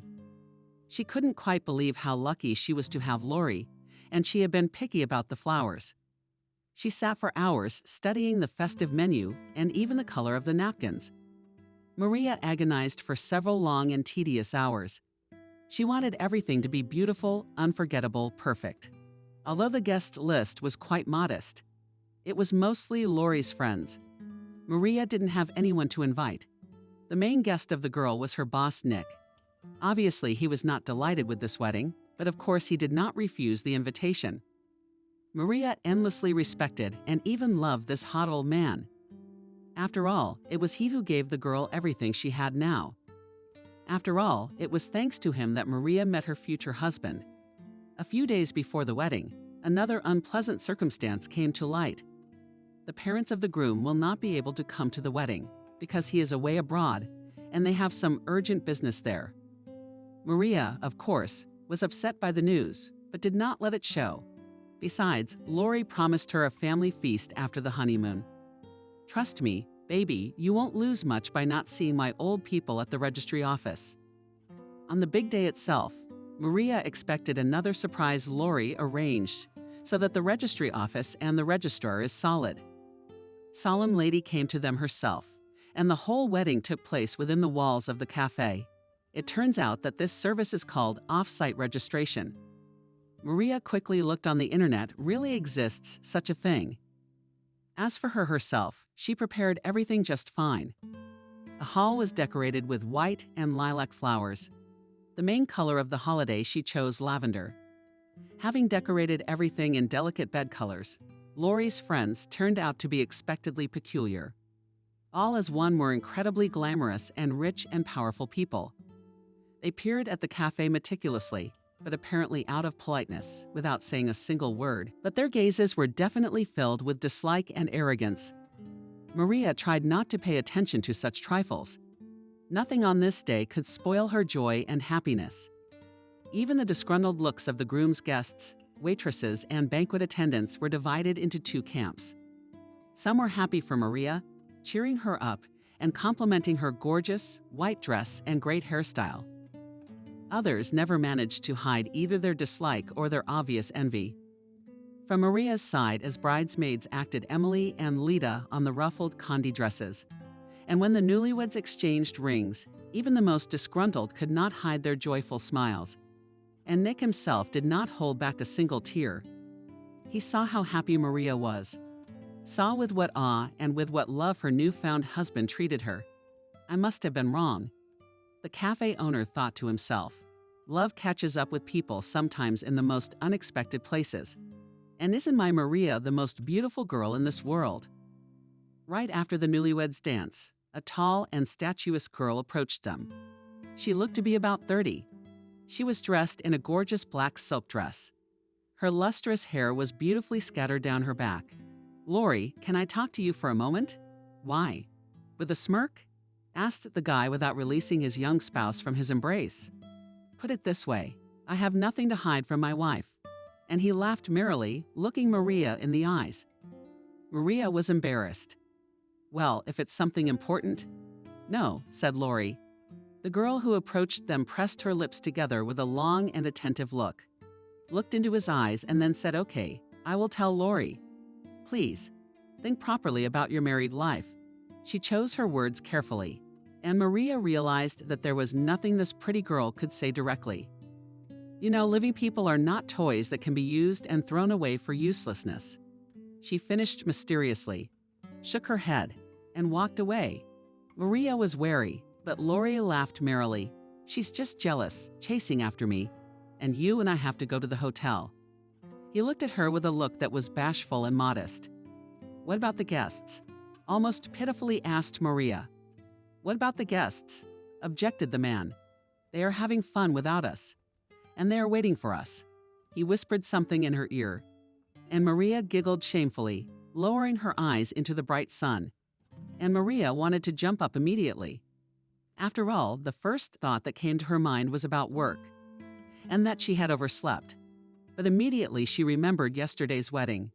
Then last night. Without opening her eyes, she smiled, sweetly stretched, and found no one around. Alarmed, Maria climbed up on the bed, looking around. Lori was nowhere to be found. She looked the room, quietly called to her favorite, but there was no answer. Then she carefully got up, returned to the sheet, and went in search of her husband. For the room was simply huge, but in the living room and in the bathroom he was not there either. The young wife's heart was pricked by some unpleasant feeling, a hunch. But Maria quickly dismissed the silly suspicion, thinking that Lori might well have gone away, for example, for work. As it was, on the coffee table she noticed a small leaf, and on it was written her favorite. "Good morning to me. Urgent to leave. Important business.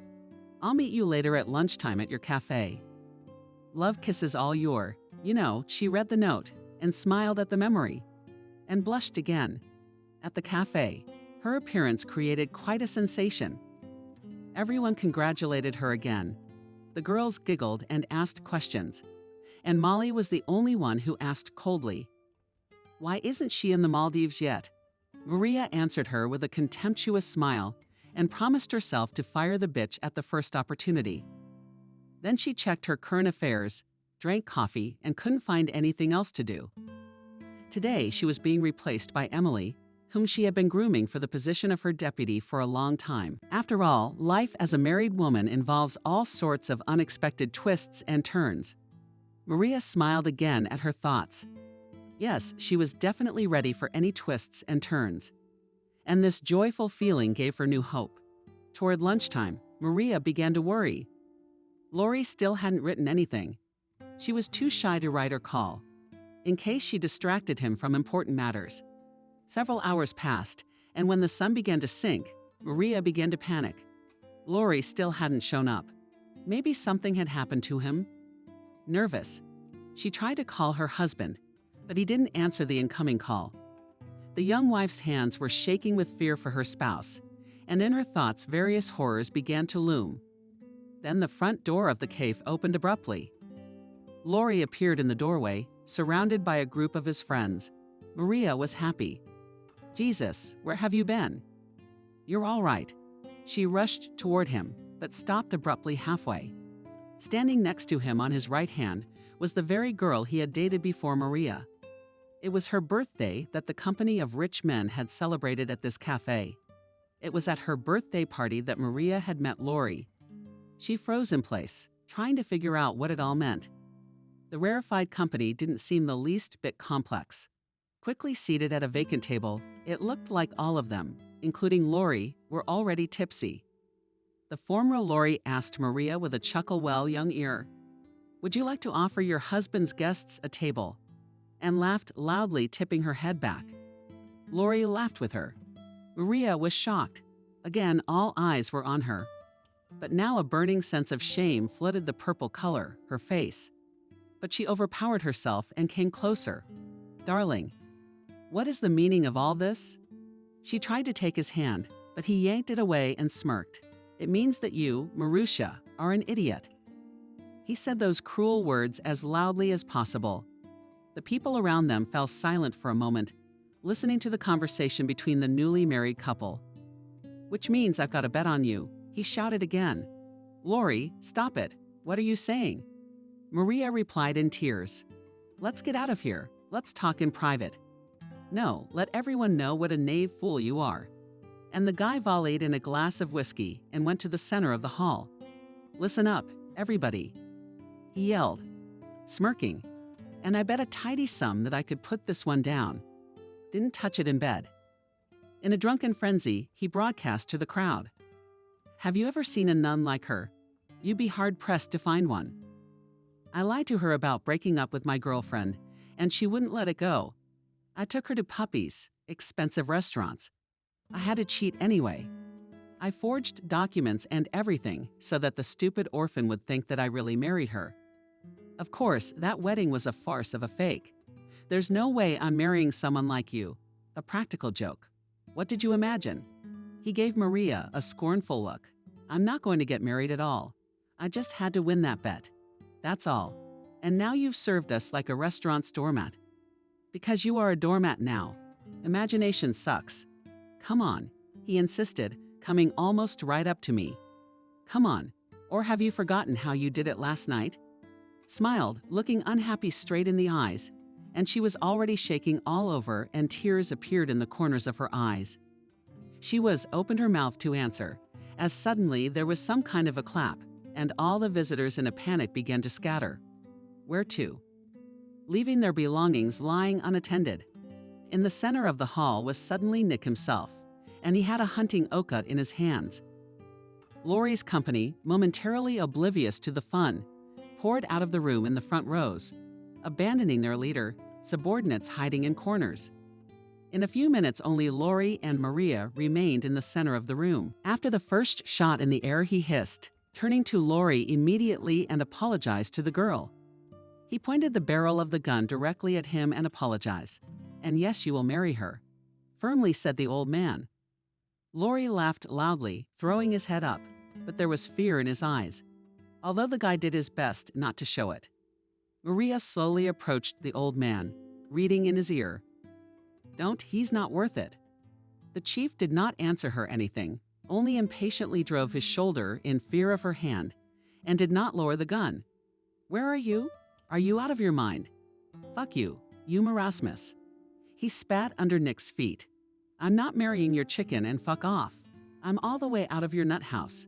He made a move to leave, but the stern voice stopped him again and apologized to her.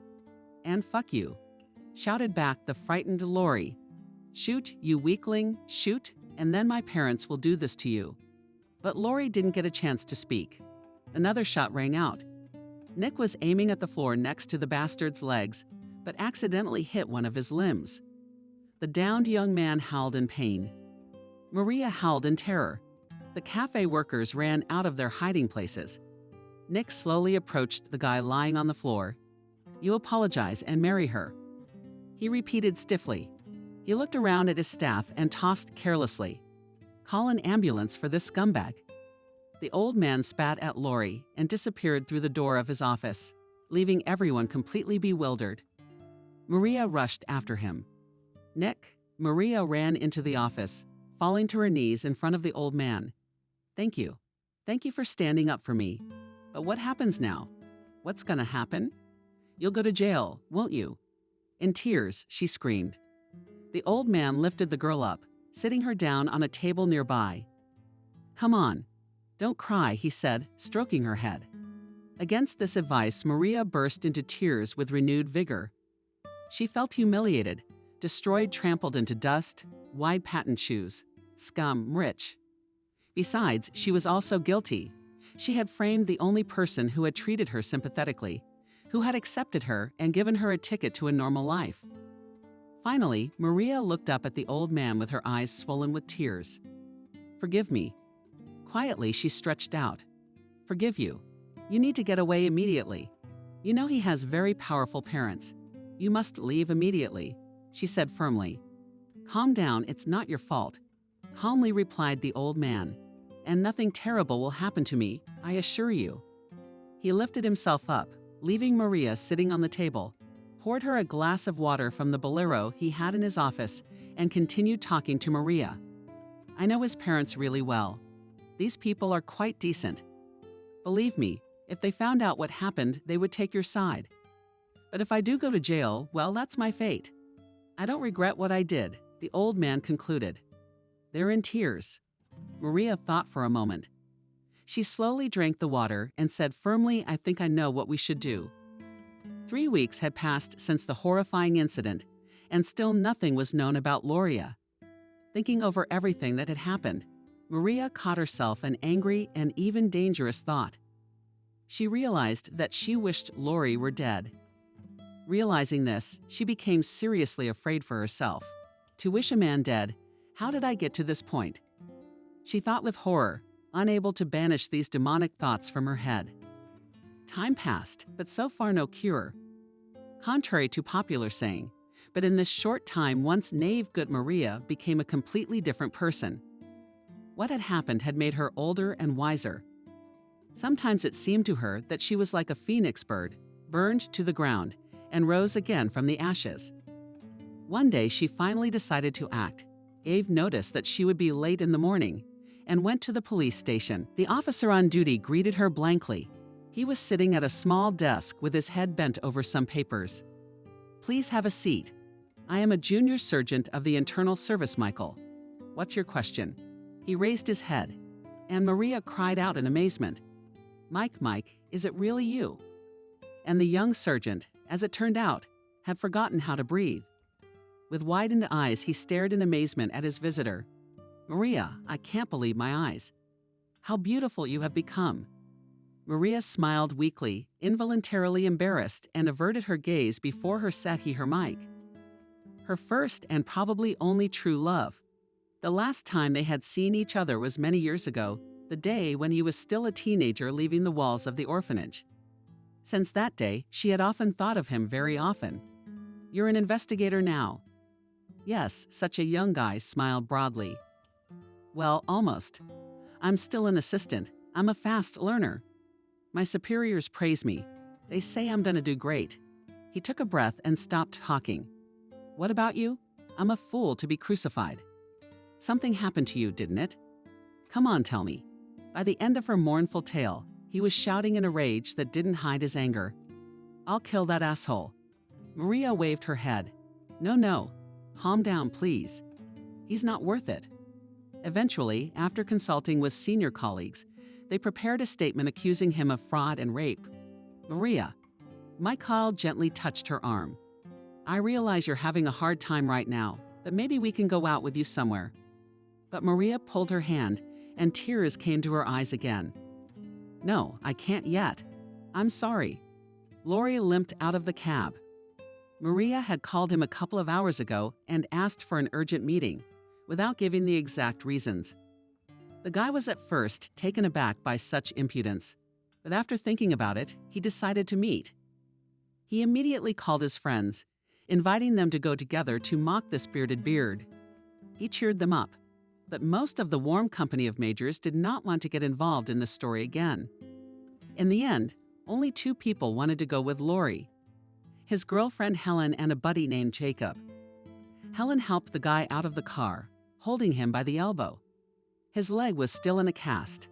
Jacob was shy in the bright sun, standing already near the door of the cafe. Lori hesitated, looking at his girlfriend. "Why do you forgive me everything?" He mentally asked this question to himself when the door to the cafe opened. Lori prepared to shout some nasty remark about his fictitious wife, but froze in place in the hall in the company of Maria, and that fictitious old man who had almost shot him, sat his own parents. "There you are," the boy's mother looked at him menacingly. "Sit down." She pointed him to the seat beside her like a schoolboy in a Skoda. Lori slowly lowered himself into the seats offered to him. He turned around. Helen and Jacob were already gone. He swallowed hard, realizing that his parents would not approve of his behavior. Maria was the first to speak up. "Look," she nonchalantly slid Lori a piece of paper. He took a quick look at the paperwork and was stunned. It was a summons to the police, with a copy of Maria's statement attached. He looked at his parents. "It's not my fault. None of this is true," shouted he, excusing himself. "Shut your mouth," bellowed the boy's father, hitherto silent lice. "Listen to what she has to say."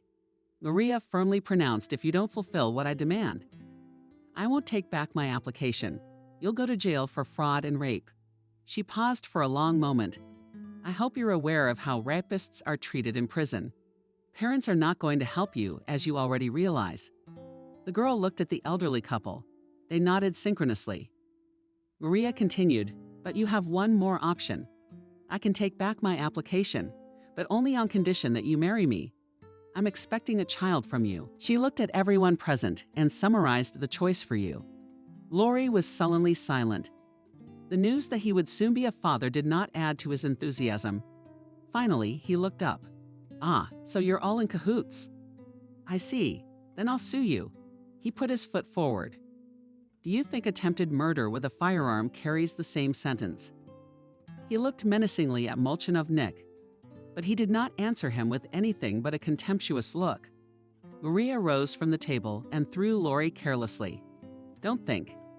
She left the room without waiting for him to respond, knowing full well that Lori had been out of options a couple days ago. Thanks to Nick, she had managed to contact Lori's parents and told him about their son's behavior. The couple was shocked to hear what they had heard. After learning about the girl's pregnancy, they began to talk her into a real marriage. Maria agreed. She did not want her child to grow up fatherless. Lori's parents promised to deal with their own offspring. When they found out Nick had shot their son, they weren't even particularly angry. After all, Lori had no excuse for what he'd done. 4 years passed. Maria carried and gave birth to a healthy and strong boy. Even before the birth of his son, Lori gave in and married Maria. Now, of course, there was no real celebration, and the young people quietly signed, trying not to look each other in the eyes. Life went on as usual. Maria and her son moved into a new, large, and comfortable apartment, which Lori's parents had bought for them. Lori himself, as you can well understand, was not going to live in it, and Maria did not want to live with him under the same roof. At first, Lori was in a constant frenzy. He didn't want to see this girl who was twisting him around her finger, let alone her bastard. And Maria, being already a married woman and not needing anything thanks to the support of her own, her mother-in-law still did not give up her favorite job. After experiencing all the events described above, the young woman has only grown stronger. She finally put all those who had once made fun of her in their place. Now, no one dared to cross her path. After 4 months on maternity leave and leaving her young son in the care of a nanny, Maria didn't hesitate to fire Molly. She was tired of putting up with the antics of her former partner, and the chief now they have become really related people. And even Maria named her son after her beautiful boss, Nick. The kid, a little older, began to call the old man grandfather, which he was delighted. Time passed, and Maria could not leave the thought of her Mike. She every day remembered their long-ago meeting, regretting that she refused the guy on a date. And she kept thinking, maybe I should have married Lori for nothing. I could never be happy with him. These thoughts didn't make the woman happy, but she was afraid to change anything. After all, he was the father of her child, and his parents had done the most decent thing for her. Family ties were more important than anything to her, having grown up without relatives. Or was it? Laurie was slowly getting used to his new life. His notorious freedom was still not threatened by anything but a stamp in his passport. But after a few years of dissolute life, he suddenly realized that he terribly wants to see his son. Maria did not deny him this desire. I remember that he is the boy's own father, and the child is not guilty of anything. To everyone's surprise, unlucky. Both father and little son quickly found common ground. "Mommy, my daddy is so good, delighted," said Nick. "He can grunt like a real pig." Maria didn't know whether to laugh or cry at such a message from her son. Getting older over the years, Laurie had actually rethought a lot of things. One crisp evening, he decided to do something important. "Maria, hi, could you meet me?" "What is it?" "There's no way we can discuss this over the phone," Maria asked, putting Nick's things in a neat stack. "No. Can I come to your place?" "All right," she shrugged. "Come over, just don't be late. Nick's in bed by 9. Opening the door. An hour after this conversation, she was stunned. Behind the huge bouquet, not even Laurie's face was visible, saying nothing. He stepped inside, knelt down on the bottom of her knee, and handed her a small red box. "What's this for Laurie?" The woman, perplexed, looked at her fictitious spouse. "Are you up to your old tricks again?" "Maria, no. What are you?" "It's been so many years. I've changed. Don't you see? I've been thinking a lot, and I finally realized I really love you. All I want is to live together with you and our son." He looked into her eyes, hoping to see tears of joy there. But Maria's face expressed absolutely nothing. Maria looked calmly at her so-called husband. He was kneeling before her again. This time so pathetic, exactly pathetic. She felt nothing but pity for him. "You are hopelessly too late for that, my dear." She smiled at last, with only her lips. "It seems that now you and I are at last even." "Maria." He tried to grab her hand, but she yanked it away sharply. "No, Laurie, you can see Nick whenever you want." "What about me? I don't love you anymore. I don't think I've ever really loved you. I'm filing for divorce tomorrow." A leisurely gait. A young, beautiful, self-confident woman walked along the embankment, reaching the very bench where she and the girls used to sit many years ago. She smiled, went to the ice cream stand, bought herself the biggest cone, and with a satisfied sigh, sat down and looked at the bay. Now she knew for sure that there was not and had never been a place in her heart for Laurie ever.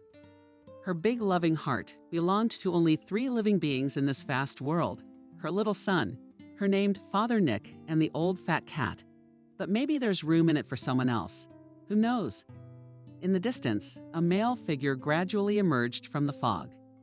It drew closer, taking on a familiar shape, and finally became fully embodied. "Maria, hello. How nice to see you. How are you? What's new with you?" he asked. He sits down next to me. "Hello, Mike. I called you to tell you that I divorced my husband yesterday." Maria smiled. "And if your heart's still not in the right place, maybe we could go out." "Definitely go out." He smiled happily. A year and a half later, the same embankment again received these two, but already in the company of a pretty pink wheelchair and a completely gray-haired, but still very cheerful and confident man. The whole company was leisurely walking along the bay, every now and then peeking into the cute transportation and succussing with its passenger. Reaching a kiosk with ice cream, they met a tall, handsome man who brought a boy of about 7 years old and handed him to them from hand to hand. The happy family slowly left, and the boy after some time turned around and waved to the man, and he answered him with a smile, waved back happily, and then did not leave, but stood in one place near the ice cream stand and looked after them for a long time.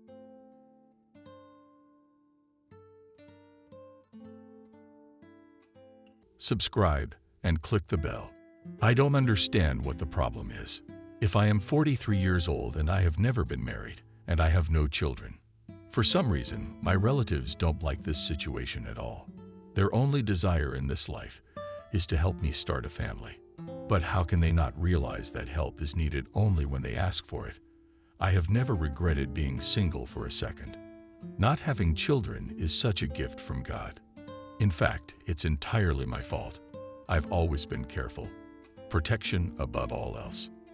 Otherwise, at some point in your life, your potential children will come to you from all over the country, even from places you've never been. The mother, of course, is the one who worries the most. Even when my father was alive, she constantly tried to organize meetings with potential candidates for the role of my wife.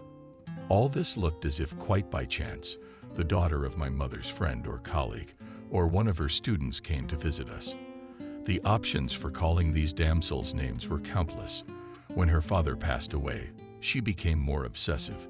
In addition to constantly arranging so-called chance encounters, this is how she began to constantly drip on my brain. After I celebrated my 40th birthday, it was like she went crazy. It got to the point where I couldn't live with her. Basically, I was never ashamed of living with my parents. I was fine with it. I only came to this house to sleep over or have dinner. I work all the time. Even on weekends, I wanted to always get a big paycheck to constantly develop in this field. I did get more and more money every month, but still it was not enough for me. Why should I give up money if all I need to do is to spend a little more time in the office? I did not aspire to be a supervisor. Unlike a supervisor, my earnings depended only on myself, and he had a fixed salary periodically. My salary was more than his by a factor of 1.5 to 2 times. So, what's wrong with an ordinary working man? Apart from that, there were other pluses in the fact that I was an ordinary staff worker, while on the colleagues occupying managerial positions girls hung like on the hanger of the theater outerwear. There wasn't as much attention directed at me. I was fine with that. I was not at all turned on by the fact that the girls saw me as a huge wallet. I liked to choose a girl myself and pursue her. I don't know how to woo. I used all the conventional ways. Of course, all these years I really tried to find my soulmate.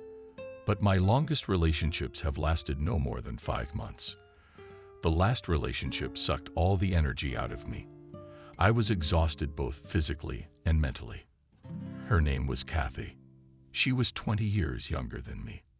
I thought it was kind of cool at first. She had an energy inside her that spread to those around her. For some reason, at the bar, she had her eye on me. I tried my best to ignore her. I didn't want to get involved with underage girls. But then she managed to get me talking. Kathy turned out to be a nice person to talk to, and the time flew by. That's how we talked. And in the morning, I woke up in my bed with this girl lying on my chest. Her beautiful, long, curly, red hair was lying on the pillow, and part of it covered her bare breasts. I'll be honest, she looked stunning in the morning sunlight. I was so engrossed that at times I forgot to breathe so as not to wake her up. From that day on, our so-called love began. That girl did unimaginable things to me, manipulated me any way she wanted. I fell for it.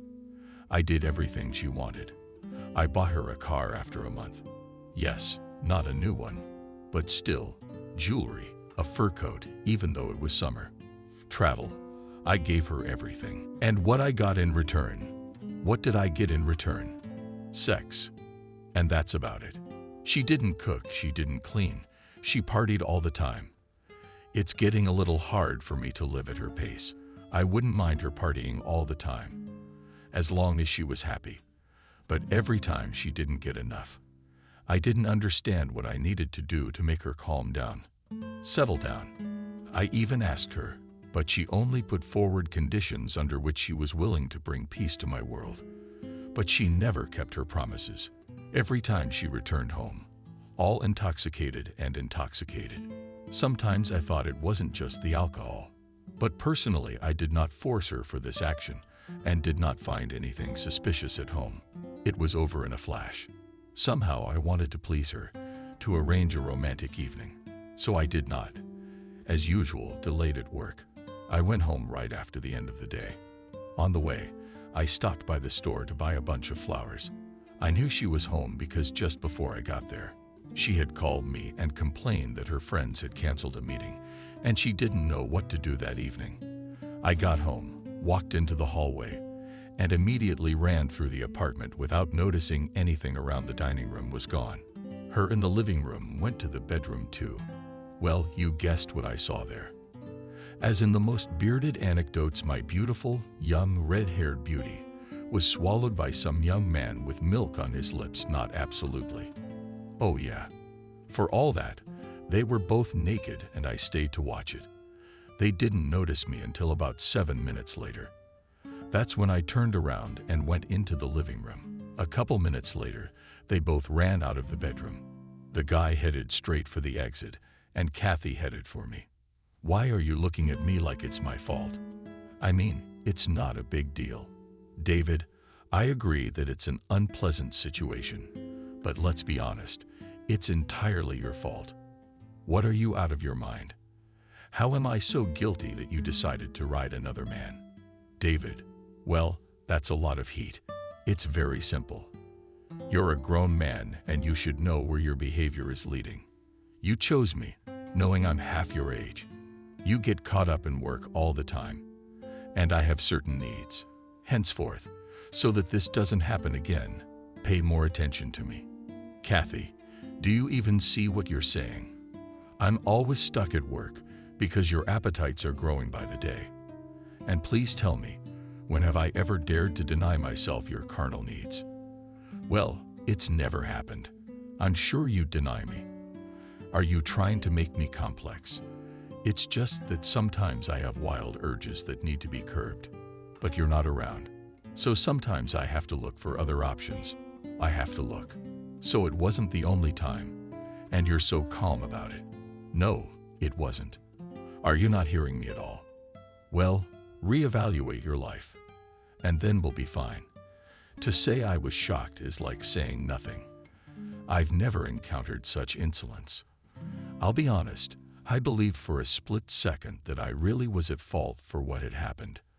I had to pull myself together, so I slapped my cheeks a couple times, and that helped. And then I got up, went into the hallway, grabbed Kathy's bag, then headed into the kitchen. The girl was drinking tea and looking out the window. I walked over to her, picked her up in my arms. Kathy thought I had admitted guilt and had come to make up. However, that was not the case. I went to the hallway and opened the front door. Kathy began to suspect something, so she started to pull away. But my grip was ironclad. I set her barefoot on the cold tile. Paul threw the bag on the floor and closed the door. Kathy still tried to bang on the door for a while and screamed all over the floor. But as soon as I threatened her with the police, she left. The girl was not happy that all her things were left at home, but I didn't care what she was wearing.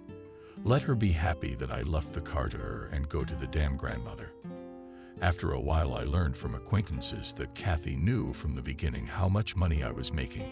That's why he was grooming me so much at the bar during our first meeting. At that moment, everything fell into place, and I was a fool to fall for her. It was probably just passion, though. If I had really fallen for her, I wouldn't have gotten rid of her so easily. Anyway, from that moment on, I wasn't interested in relationships anymore. All 3 years, I just chose women for fun even, and did not hide my income. Then things got easier. I just picked one day a week, went to a bar, and got what I wanted.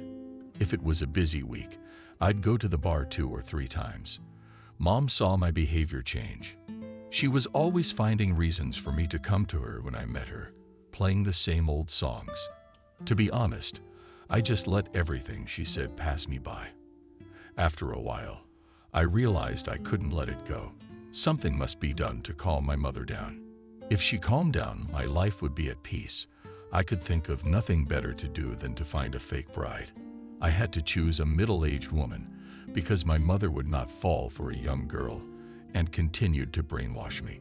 There were no single adult women in my neighborhood. I decided to look in the park. There was no time to wait, and it was Saturday. It was getting close to sundown, so there were a lot of people there. Probably a lot of visitors thought I was a maniac because I glare at every woman who even remotely fit my criteria. When I realized that I was frankly sad, I put on my glasses. I didn't want to end up for such a misunderstanding. And in the monkey house, they'd put a couple of cases on me. After 40 minutes, I found a woman who matched my requirements perfectly. I could tell she was a homemaker, but she wasn't a gray mouse. She looked delicious. A lot of young girls wouldn't have been on a par with her. Next to the woman was a boy of about 15 and a girl who was no more than 4 years old. I watched this family for about 30 minutes, and that's because I couldn't see. Is there a wedding ring on the ring finger of my potential bride's right hand? I tried to look from all angles, but nothing worked. Then I decided that I would sort of accidentally bump into her, and if there was no ring, I would meet her right away. I walked towards her and pushed her with my shoulder. Apparently, I didn't calculate my strength because the lady fell on the lawn. I didn't see that coming, and I was stunned. "Where are you going?" The guy brought me out of my trance. "Oh my God, I'm so sorry. I really didn't see you. You're all right." I rushed over to the woman to help her up. I was really afraid I'd hurt her. "Yes, thank you. I'm fine. Don't worry. I'm sure you didn't do it on purpose." God, how wrong was she? My face was getting angry paint. "Charles, don't be so rude. Not all people do harm on purpose. For God's sake, forgive my nephew. He's always protecting me since my husband left me." My gaze slid down her arm. There really was no ring. That's good news. What's even better news is that, pray tell, it's only her nephew. That fact made it much easier, because young boys are very wary of a potential stepfather, albeit a fictitious one. And I understand this is your young protector. You can tell he's ready to snatch me up with just a look. "Charles, I'm sorry. I didn't mean to hurt your aunt. Or maybe you did, but on the bed. She's a very pretty mademoiselle. I'd like to rectify the situation." "How is that possible?" "Well, for starters, I can take you to the infirmary so we can all make sure you're all right." "You what?" "Take it easy. But I've been rolling around in the grass a little bit. There's Betty already rolling around in the park every day." The woman pointed to the girl who was lying on the lawn with her own grass. "Well, then maybe we can get acquainted, and I'll buy you dinner, all of you." I stand corrected. We can get acquainted. I have to know the name of the person I'm supposed to avoid, in order not to end up on the grass again, the woman said with a smile. "My name is Adriana." "You have a very beautiful name, Adriana," said I in a languid voice, extending my hand. "And I am David. Our names sound similar. Maybe it's not a coincidence that we met." "Well, I don't know. It wasn't what you'd call a pleasant encounter." She seemed more confident than I first thought. "So how about dinner?" My treat. Everybody dance, as they say. That's when the kid's eyes lit up. Apparently, his parents and Adriana didn't spoil him with much in the way of goodies. "All right, but we'll have dinner without the kids." But the aunt pulled Charles' no aunts. "Take Betty's hand and go home. There's everything in the refrigerator so you can satisfy your hunger. The adults need to talk." 3. "What's that for?" "Let me drive them home." "Why walk? And you won't have to worry." "I'm not gonna worry about it. We live a block away from this park. The boys won't even have to cross a busy road." At that moment, Charles took her hand, showed us his tongue, and the girl repeated after him. The sight was very cute. A genuine smile stretched across my face. The guys headed towards the exit of the park. I hesitated a bit as I didn't know what to do with Adriana, whether to give her a hand or not. I mean, she had just fallen. Maybe she really needed my help.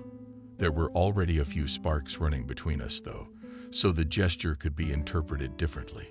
And I wouldn't want that, because the woman I was looking for was fictitious. She had a role to play. I wasn't interested in anything else. Adriana. The first one headed toward the exit, and I, not knowing what to do, put my hands behind my back. I probably looked like a prisoner, but I didn't care. The important thing was not to ruin something that wasn't even there yet. I walked the woman to my car, opened the door for her like a true gentleman. I got behind the wheel, and we drove off. At that moment, I had no idea where we were going. I had to pick a mid-range establishment, so to speak, so she wouldn't think I was courting her. On the way to another neighborhood, I saw a small restaurant and stopped outside of it. The hostess took us to a table on the veranda. The place was delightful, and so was the view. It was already sunset, and the sky was going from bright blue to deep purple, and in the middle was a streak of red. Adriana looked ravishing. For her age, I was sure she'd order some standard Kaiser. We'll talk. However, the woman surprised me. She ordered lamb kebab and young potatoes. I don't know what was on my face, but when she looked up at me, she said, "You probably know what it's like to spend all day with kids and feet." "I'm lying around and hungry as a dog," said the woman and burst into loud laughter. Unfortunately, I can't imagine what you are experiencing. I don't know how you perceive my facial expression, but I was just surprised that a woman with such a beautiful figure eats potatoes with mutton. Oh, I was shy. So don't be shy. Order whatever you want, I said with a smile. No, let's stop here, or I'll change now, and then I'll want to sleep. I won't care what you talk to me about. I will demand that you take me home. What do you say? Tell me about your children. I understand Charles is your nephew. And Betty. Who's Betty? Daughter? You could say that, but more specifically, if you don't mind. A daughter. A daughter who decided to have a baby as an adult. You are tactfully silent, but I can see that you want to ask me what. How old am I? You don't have to deny it. I can see it in your eyes. Of course, it's indecent for a woman to ask such a question. But I'm not the hidden type. I'm 40 years old and you're 43. Wow. How did you know that? It didn't even take you long to figure it out. I've known you for as long as I've known you. I've been intuitive since I was a child. My father trusted me to pick lottery tickets when I was very young. And guess what? We hit the jackpot. So keep in mind, I can be very useful to you. Adriana had a wide smile on her face, which mesmerized my gaze. Shall we switch to you? I suggested, for I was tired of this officiousness. Let's do it. I began to ask Adriana about her life. I needed to find the perfect woman for the role of a bride, albeit a fictitious one. My mother was a smart, wise woman. She was determined to every little detail. So everything had to be perfect, impossible to tamper with. It turned out that Adriana owned one of the drugstore chains in our town. That was a good thing. The woman had everything she needed, which meant she had no claim on my money. Adriana would have wanted to step away from her business a long time ago and turn the chain of pharmacies over to someone else, but she couldn't trust anyone. The woman said she would run the outlets as long as she could. Then she would simply sell the business. Adriana was a very pleasant person to talk to. To be honest, I didn't want to ruin the evening with my proposal. Adriana was worth more than that. And I was almost certain that my proposal would offend the woman. But it was worth a try, as they say. Adriana, I have a confession to make. I only ask one thing. You listen to me all the way through before you jump to conclusions. Sounds interesting. Well, let's give it a try. I'm listening. I took in a full chest of air. My heart began to pound harder, echoing in my ears. It was no longer acceptable to back up. Adriana, I didn't crash into you by accident, but I didn't mean for it to turn out this way. When I saw you on the lawn, I freaked out and cursed myself with all the right words in the world. I meant to hit you gently with my shoulder, but I didn't realize the force. So I'm prepared to apologize to you for the rest of my life. I'm so ashamed. Shut up, please, I said between words as I saw Adriana open her mouth to say something. I'll go on. Why did I do it? That's the question you're asking. I wanted to meet you, but I didn't see you. Is there a wedding ring on your finger? I thought I'd check it that way. Again, I'm sorry, please. After that, I got to the point. I told the woman about how my mother cares for me despite my advanced age. Of course, I was afraid to seem like a mama's boy in her eyes. However, I could not pass this part of the story about myself. Then I smoothly came to the fact that my mother's cherished dream is that I have a family. Adriana, please, there's not much left. You see, her obsession had become so unbearable that I was almost desperate, so I decided on one strange act. Introduce my mother to a fictitious bride. The woman interrupted me. I was blown away by her insight. No, you had to. I was trying to make it sound veiled. Did I just blurt it out to her? I'm not gonna ask you how you figured it out, but yes, you're right. I thought it was a fake relationship. Please note, not a marriage, but a relationship. It's the best way out of this situation. Well, you know, my mother's not gonna be fooled. She can detect deception. I didn't want some girl who'd do anything for money. I wanted an older woman. You mean old? No? Adriana, no. You can't find a smart woman these days. That's why I looked and looked, and I chose you. Jesus, you've been following me around in a frightened tone of voice, she said. Not just today. I've been watching you for half an hour. Anyway, I've decided you'd be perfect for the role. I'm willing to offer you anything. Please help me. Sounds very strange, to be honest, but I've always been very adventurous. So I guess I'll take it. But I have one condition. I agree to all say that I have not fallen in love with me, that you have not fallen in love with me. I speak Russian, yes. I ended up laughing. It's been a long time since anyone made me laugh like that. I mean, come on. Was she really so sure of herself that she would assume I was falling in love with her? She's an attractive woman, no doubt. But you don't fall in love with someone like her when you're older. They choose them for a home that's cozy and clean and smells of borscht and hockey sticks. I promise, Adriana, that I do not fall in love with you, I said with a slight smile. After that, we were clear on the goals we had to reach. It took us at least an hour and a half to come up with a plan of action. During this time, we drank 2 cups of coffee, and it got dark outside. Not a single star was visible in the sky. It was covered with clouds and a light breeze came up.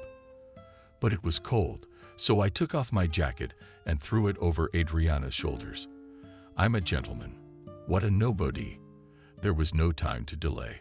So we scheduled the meeting with my mother for tomorrow. Despite the fact that Adriana was an elegant woman, I asked her to observe some dress code. No cleavage, no skirts above the knees, no loose hair. My mother considered all women who didn't adhere to these criteria very frivolous. And what man would want his fiancée to be considered as such, even if it was fictitious? After the discussion, we went home. I drove Adriana home. She actually lived in the heart of the city in a swanky new housing complex. I even managed to get a good look at her windows because Charles was standing in one of them, and 4-year-old Betty's head was sticking out of the other. They were waiting for a woman not 1 o'clock. At this point, I even felt ashamed. It was because of me. They'd spent so much time alone. I hoped they weren't hungry. If they'd come to dinner with us then, I probably wouldn't have told Adriana everything. And the kids don't need to hear that. Adriana left, and I headed home. That night must have been endless. I couldn't sleep. I couldn't get the thought out of my head that our plan was going to fail. And then I remembered the woman's words when she asked me not to fall in love with her. A smile spread across my face. It felt so warm. But I didn't understand why this was happening, and shook my head sharply, as if to empty it. I must have fallen asleep in the morning. So when the alarm clock rang, I didn't even realize where I was. Like a robot, I got up, washed my face, and went to work. I stopped at a coffee shop on the way and got a double espresso. I needed a dose of pep. I took 3 sips. I was going to repeat the purchase, but I thought the effect would come a little later. And I was right. For the first hour at work, I just sat there staring at the wall. How could I write program code if I forgot even my name from excitement? Not to mention the name of my so-called fiancé. When the vigor began to appear in me, I immediately got to work. The cat was pissing himself. My fingers couldn't keep up with my thoughts. I was sure that at the end of the working day I would discover mistakes. But I was wrong. The program worked the first time. It helped to cheer me up even more. I urgently needed to come to my senses because the meeting with my mother was getting closer. Right after the end of the workday, I went home, showered, shaved, and styled my hair. Everything has to be a high level. Otherwise, my mother wouldn't believe the scam. After I realized I looked amazing, I went to pick up Adriana. As I drove up, I noticed she was already waiting for me at the entrance. She looked amazing. She was wearing a classic black background dress that developed easily in the wind, a 3/4 arm on her feet, classic boat shoes, and in her hands a wisp of delicate purple that matched her belt perfectly.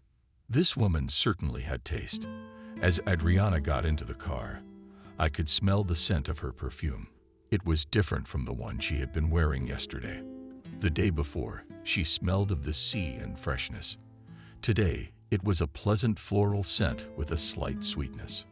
"Hi," I held out my hand, hoping she would put her graceful hand in it. "You look stunning." "Hello, David. Really, all your wishes are taken care of?" she asked. A slight smile appeared on her face. I was staring so hard that I didn't even realize we were already holding hands. "You're more than ready. Let's go."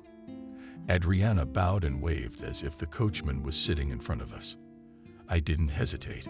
I started the car, pressed the gas pedal, and drove toward my mother's house. Adriana and I had a pleasant conversation on the way. She was talking about how Charles and Betty had greeted her warmly yesterday. The boys had missed their aunt and mom so much that they had decided to make her dinner. True, it was very different. They served her a salad of red fish apples, crab sticks, and mayonnaise. Adriana recounted that she tried her best to pretend that it was the most exquisite dish she had ever tasted in her life. She prayed to God that the kids would get away from her as soon as possible so she could stop eating that salad. She told it so emotionally that I couldn't keep from laughing. Tears came to my eyes, which made me unable to see the road well. The woman made me laugh so hard that I had to park in the first place I could find. When we pulled up to my mother's house, my heart sank. I knew it was all fictitious, but I was worried as if Adriana was really my fiancée. The woman gently took my hand and told me not to worry. She promised that everything would go off to the best of her ability. I believed her because she was a wise and responsible woman. I think that if she could not fulfill my request, she would have given up on the scam right away. She was not the kind of person who could and liked to lose. More accurately, no one likes to lose. However, some people aren't even upset by it. They take it for granted. We got out of the car, and from that moment on we looked like a couple in love. After all, my mother could stand at the window and watch us. Adriana took me under her arm, and like a gallant cavalier I led her to the entrance, opened the door, and held her close. When we took the elevator to the floor we needed, we found that the door to the apartment was already open, and half of my mother's face was peering out of it. She was too curious. "But couldn't you just wait in the apartment? That's where we're going anyway." "Hello, my son, my good son. God, I couldn't believe it. That you would come to me today, and not alone at the expense of Metal Mother." "Hello, Mom. What did you think I was doing, lying to you? Meet my girlfriend, Adriana."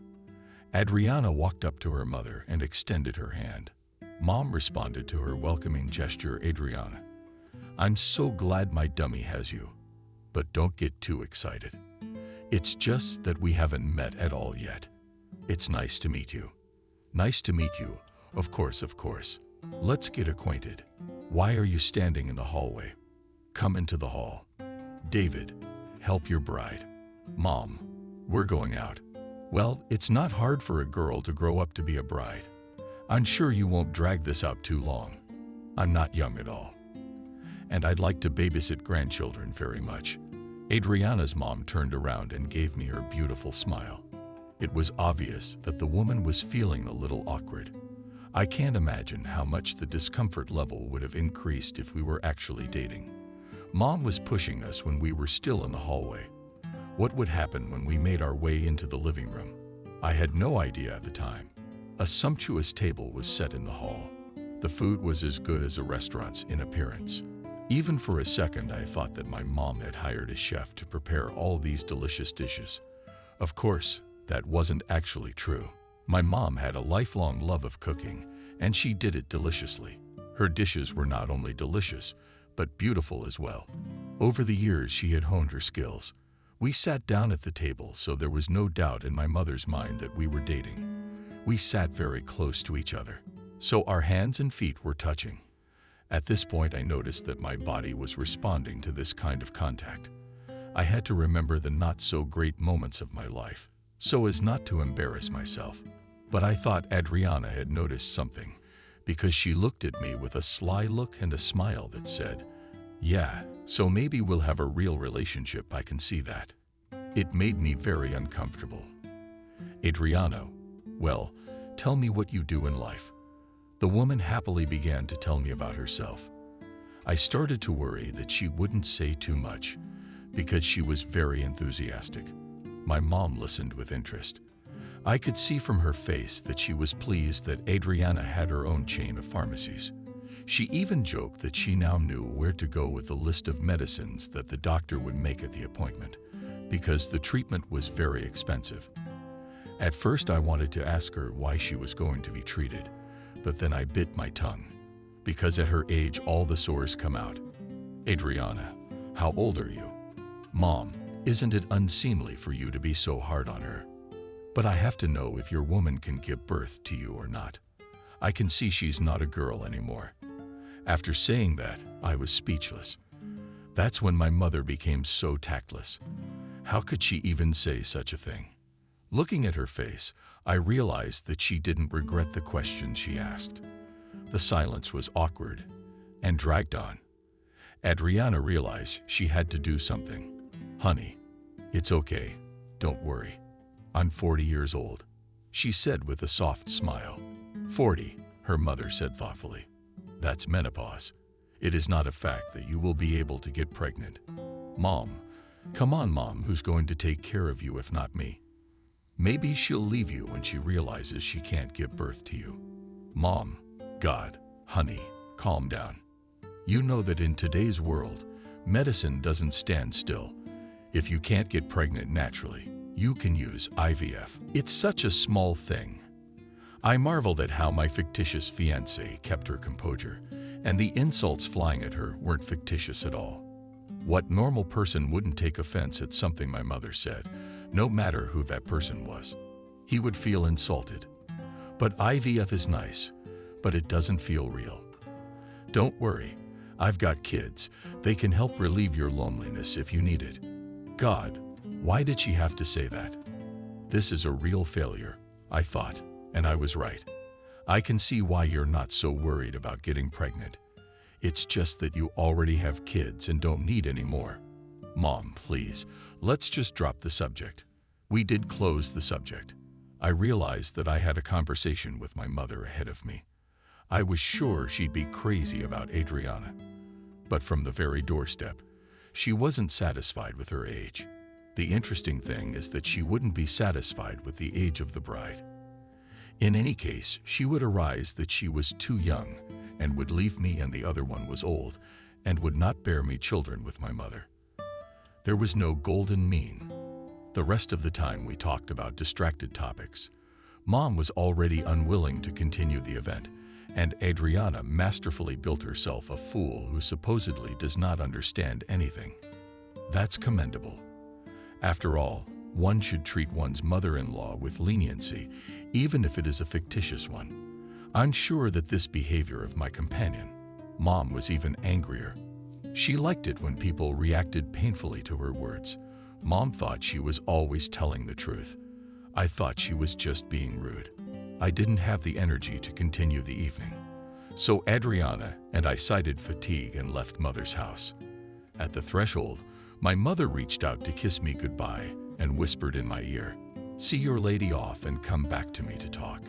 Shit, that's what I was most afraid of. But I didn't let on. Adriana took my hand, and we headed for the elevator. We didn't say anything until we were out of the elevator and in the car. And Adriana, please forgive her. I'm just shocked. I had no idea she'd act like this. She's always been like this, but not on the day she met her future daughter-in-law. How could she even say that? You're at a normal age. Do you hear me, normal? I started yelling as I drove to her house. David, stop it. She's right here. As a mother, I wouldn't be happy with your choices either. You're a young man. You need children. And a woman like me would not be able to give birth to you, or I'd be afraid to. At that age, there can be complications not only for the baby, but for the mother as well. Stop talking nonsense. I was losing my temper. By then I was pulling into Adriana's driveway. I said you're a normal age. I don't think it's as bad as my mother says. I blurted out as I pulled the car over. Prove that you don't think so. With a charming smile, said Adriana. I was confused. I didn't understand what she was expecting from me. My body reacted strangely to her words with some unknown impulse. I threw myself on top of her and kissed her. Her lips were very soft, and I felt an electric shock run through my body. It was a long-forgotten feeling. For several years, no woman had stirred in me such desire as she did today. My hands disobeyed my brain and continued to explore her body. It was beautiful, despite her age. Adriana, on the other hand, also had a genuine desire. It was evident in her demeanor. Her breasts rose higher and higher as her breathing became heavier and heavier. I was somewhat surprised at this turn of events, as I thought that my fictitious bride was responsible for the task I had set for her, namely creating the illusion of an ideal couple, nothing more. But I could tell from her that she had wanted me for a long time, and that fact was a pretty big boost to my self-esteem back then. And not just hers. I don't even remember how we ended up in Adriana's apartment, because I don't think we stopped kissing at all. Her lips were so soft, so passionate. I was starting to taste blood after a lot of kissing. Apparently, Adriana hadn't practiced such long kisses in a long time. Opening the front door, we piled into the apartment. After that, it was like we were blown away. I started tearing off her clothes like a beast and completely stopped thinking about the fact that there might be children in the house. Adriana, as if she sensed that I had that question inside of me. It's okay, they're gone, the woman said with a huff. They are at their grandmother's house, don't worry. After that, I realized that I was allowed to do everything that I had previously been afraid to even imagine. The rest of the time we did not get out of bed. I'll leave out all the details, but I will only say that in the morning I felt as if I had been run over by a roller. All my muscles and joints ached, as if I had not made love. Yesterday I worked out and left world records in weightlifting. When I woke up, Adriana was still in bed and singing sweetly. At some point I realized I couldn't stop looking at her. At that moment she seemed to me the most beautiful creature on this planet. I couldn't understand what this woman had done to me. After all, until a few days ago, I was not interested in anything but my work. Adriana was good too. It turns out she had deceived me. I mean, we agreed beforehand that our relationship would be a sham, and today I'm in bed with her after a hot night I'll probably never forget. I wonder how Adriana will feel when she wakes up. Maybe she'll be ashamed, or maybe she'll want a sequel. Maybe after this, she'll think I'll marry her. What if I do marry her? I don't reject that possibility at all. I had once thought that this woman would only help me to put my mother's guard down. I didn't think she'd make me go crazy. When Adriana opened her eyes, I pretended like a boy to be asleep.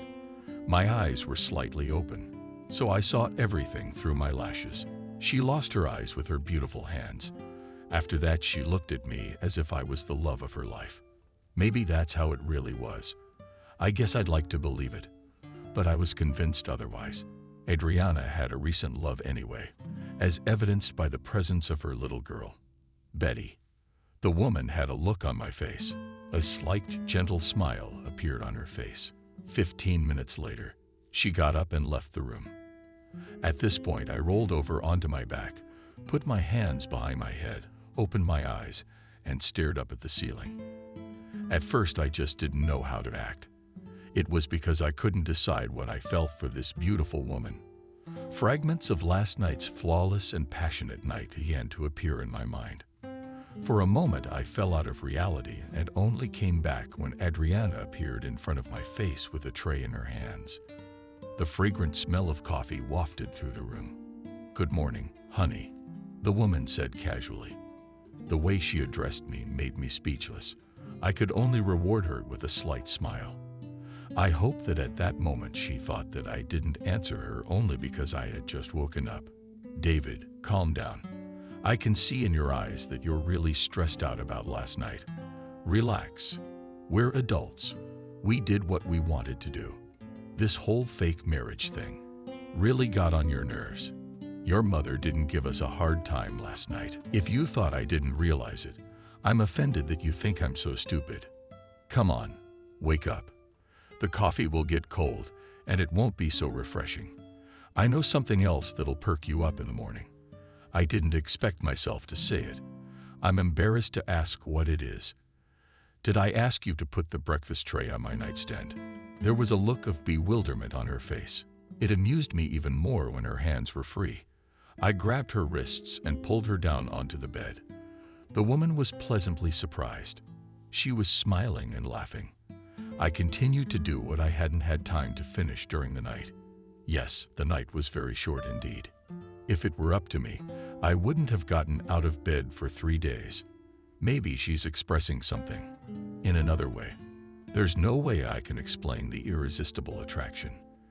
My lips explored every inch of her body. I wanted her to feel how hot they were. Her body responded to every kiss I gave her. Goosebumps covered her skin. Her legs, her arms trembled slightly. I don't think I'd ever turned on a woman this hard before yesterday. Yes, it was beautiful. That's how our morning went. Of course, by the time we were done making love, the coffee was already icy, figuratively speaking. To be honest, I didn't care for it at all. I began to catch myself thinking that I felt more than comfortable in the company of this beautiful woman. It was obvious that she had absolutely no regrets. I wondered if she had any feelings for me. Why does she always act like nothing happened? Or is that how it's supposed to be? It's not how it's supposed to be. And there were thoughts going through my head all the time. Sometimes I felt like I was mumbling to myself. Maybe I was. Because after a few minutes of silence, Adriana said, "I told you not to fall in love with me." After saying that, I'm seething. Indeed, she did say that. How could she have known it would end up like this? Why are you looking at me like that? David, when you pushed me in the park, I could see from your face that you liked me. I didn't take your request seriously at first. I thought you were just looking for an excuse to meet me. But after just an hour, I realized you weren't lying. You really wanted to give your mother a show like this. I'm sure it didn't look the same in your head. And you may be surprised now, but in my head, it ended up exactly the way it did. Do you really want to talk about the fact that it was written all over my face that in just a few days you and I would be lying in the same bed together? No, not that literally. I could tell by the look on your face that you didn't mind waking up in bed with me. God, why do you look so scared? Do I look like a witch to you? Relax, I'm not a witch, just very perceptive women. At that moment, I was really in shock. My state of mind was not due to being shrewd, but because she was indeed right. After all, it was then that I chose Adriana from the crowd, not because she looked like a hostess, but because she was unrealistically attractive against the rest. Agree that when you choose your bride, even an efficient one, you would still want her to be beautiful and attractive. That's why I made a mistake. Instead of Adriana, I should have stopped my eyes on some gray, unremarkable mouse. And to make Mom happy, this mouse had to be younger than me, but not by much. Although I don't know what would have to happen for my mom to be happy with my choice. She would probably be pleased only in one case, if she herself had chosen a bride for me from all her students, daughters, friends, nurses, from the district polyclinic. Well, to hell with it, whatever happens. After all, I'm not going to marry her. It's not like I'm a teenager who loses his head to the first woman who gives him a mind-blowing night, but also the morning, of course. I got out of bed, not even bothering to cover myself with something she didn't see there. Walking over to Adriana, I slapped her. I couldn't resist. She's got a delicious figure, I'll give her that. What are we going to do? Shy like a boy? I asked the woman who was stirring my emotions. With what? David, just because we slept together. Even if more than once does not mean that between us urgently need to tie the relationship. It's not going to happen against our will. Are you against it? Aya, honey, you are the one who hired me for a fake relationship, not me. With a gentle smile, Adriana said. There was some confusion on my face. I couldn't find the words to say because I didn't know what expressions of feelings would be appropriate in this situation. Why are you looking at me so guiltily? David, we are well into our 20s. Moreover, well into our 35th decade. You realize how much that phrase terrifies me. But nevertheless, we have the right to do whatever we want and sleep with whomever we want. So what's wrong with that? How can you even say that? It was fantastic. You're an excellent lover and, frankly, a good woman. Unexpectedly, I blurted it out to Adriana. It's all out in the open. At that moment, I felt like a boy in front of an experienced adult woman because her face didn't show an ounce of confusion. She knew she was good. I was turned on and annoyed at the same time by her self-confidence. Adriana, I'm going to confess to you, even though I don't know what to confess. I really don't know how I feel about you. I don't think I've ever felt this way in my entire life. I just don't know what it is. But then, so be it. She said with a smile. What life will lead to, that we will be happy. But I'll keep my promise anyway. Your mother will be fooled. Even if we don't have a real relationship, it's already a matter of principle for me. She's so old. And your son didn't think so at all this night, Adriana said. I rolled in laughter. I realized that if it was not love, it was obvious adoration. Perhaps this was the beginning of a new chapter in my life. I never thought that in my old age I would sincerely give flowers and gifts to someone. Adriana and I met 2 or 3 times a week. I didn't want it to be just sex. I knew I wanted something more. I took her out on dates to the best restaurants in town, to last-minute movies, to the theater. I wanted our relationship to be romantic. I knew that sooner or later the candy bouquet period would end, so I wanted it to bring as many positive experiences as possible. Everything was pretty good, but just one thought kept me on my toes. I didn't understand how Adriana felt about me. She was acting dignified, and I would even say reserved. She had never been known for her warmth. In words, in behavior, only when we were in the bedroom. She was ready for me like an affectionate cat. Nightly flings allowed me to let all my emotions out: love, passion, jealousy, anger, and resentment at her coldness. Yes, I did fall in love with her. It took me about 3 weeks to realize it. The realization came the day I woke up in the morning in my apartment, turned on my other side, hoping to hug Adriana. But the other half of the bed was empty. I hoped she had woken up earlier and was now in the kitchen making coffee. I couldn't smell the coffee aroma, however. After going through all the rooms, I realized she wasn't in the apartment. I picked up my phone and found a message on it. Sorry, urgent business. She left. Didn't even have a family yet. I'll see you next week. In that moment, somewhere in my chest, it felt like I had a red-hot spear stabbed into my heart. Why was her message so aloof? Why was she so distant from me? Do I not arouse in her an ounce of tender feeling? I was ready to tear the whole place apart. I realized that I wanted her around me all the time.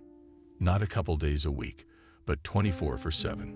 Why has no other woman in my life ever evoked such feelings in me? Why does she accept my advances? She sleeps with me, but she's not affectionate. I had 1,000 questions, but I guess I was never going to get answers. All this time, we no longer went to visit my mother.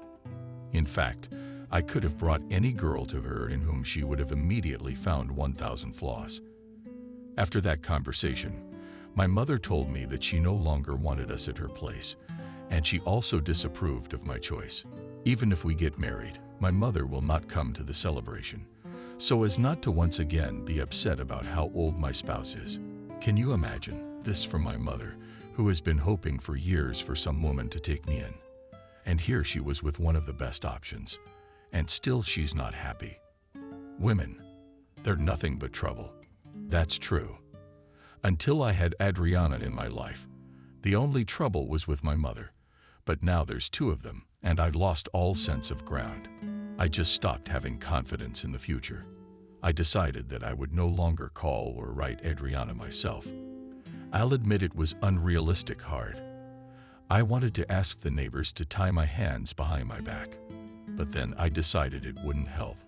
If I wanted to, I would have typed a message to her, but I held on with all my might to get her out of my head for a moment. I started to drink a little too much alcohol just to relax and stop catching the train of thought that was keeping me from resting.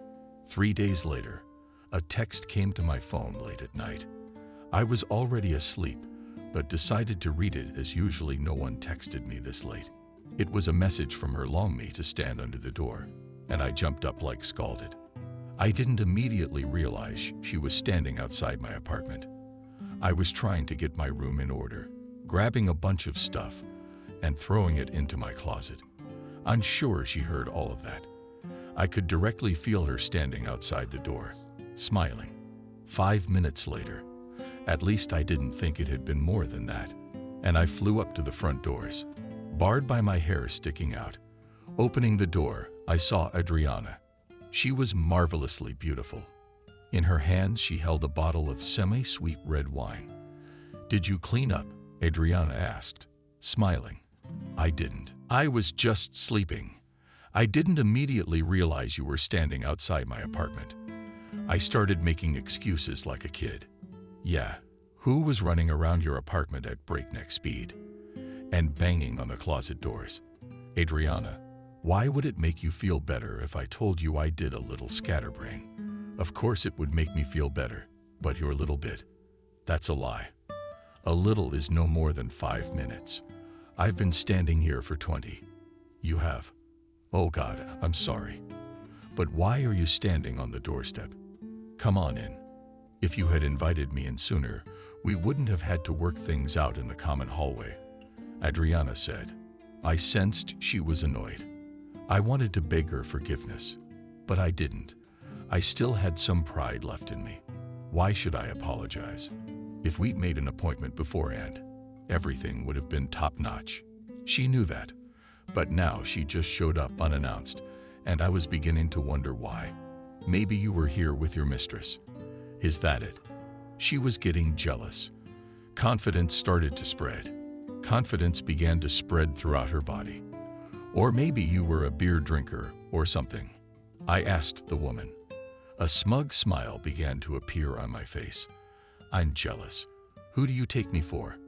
What am I? 15 years old? I was just asking. I just wanted to tell you that if you're ever with a girl and I show up uninvited, just don't open the door. Text me. I'll understand. You're entitled to have fun whenever and with whomever you want." She was clearly unhappy that I caught her being jealous, but I understood.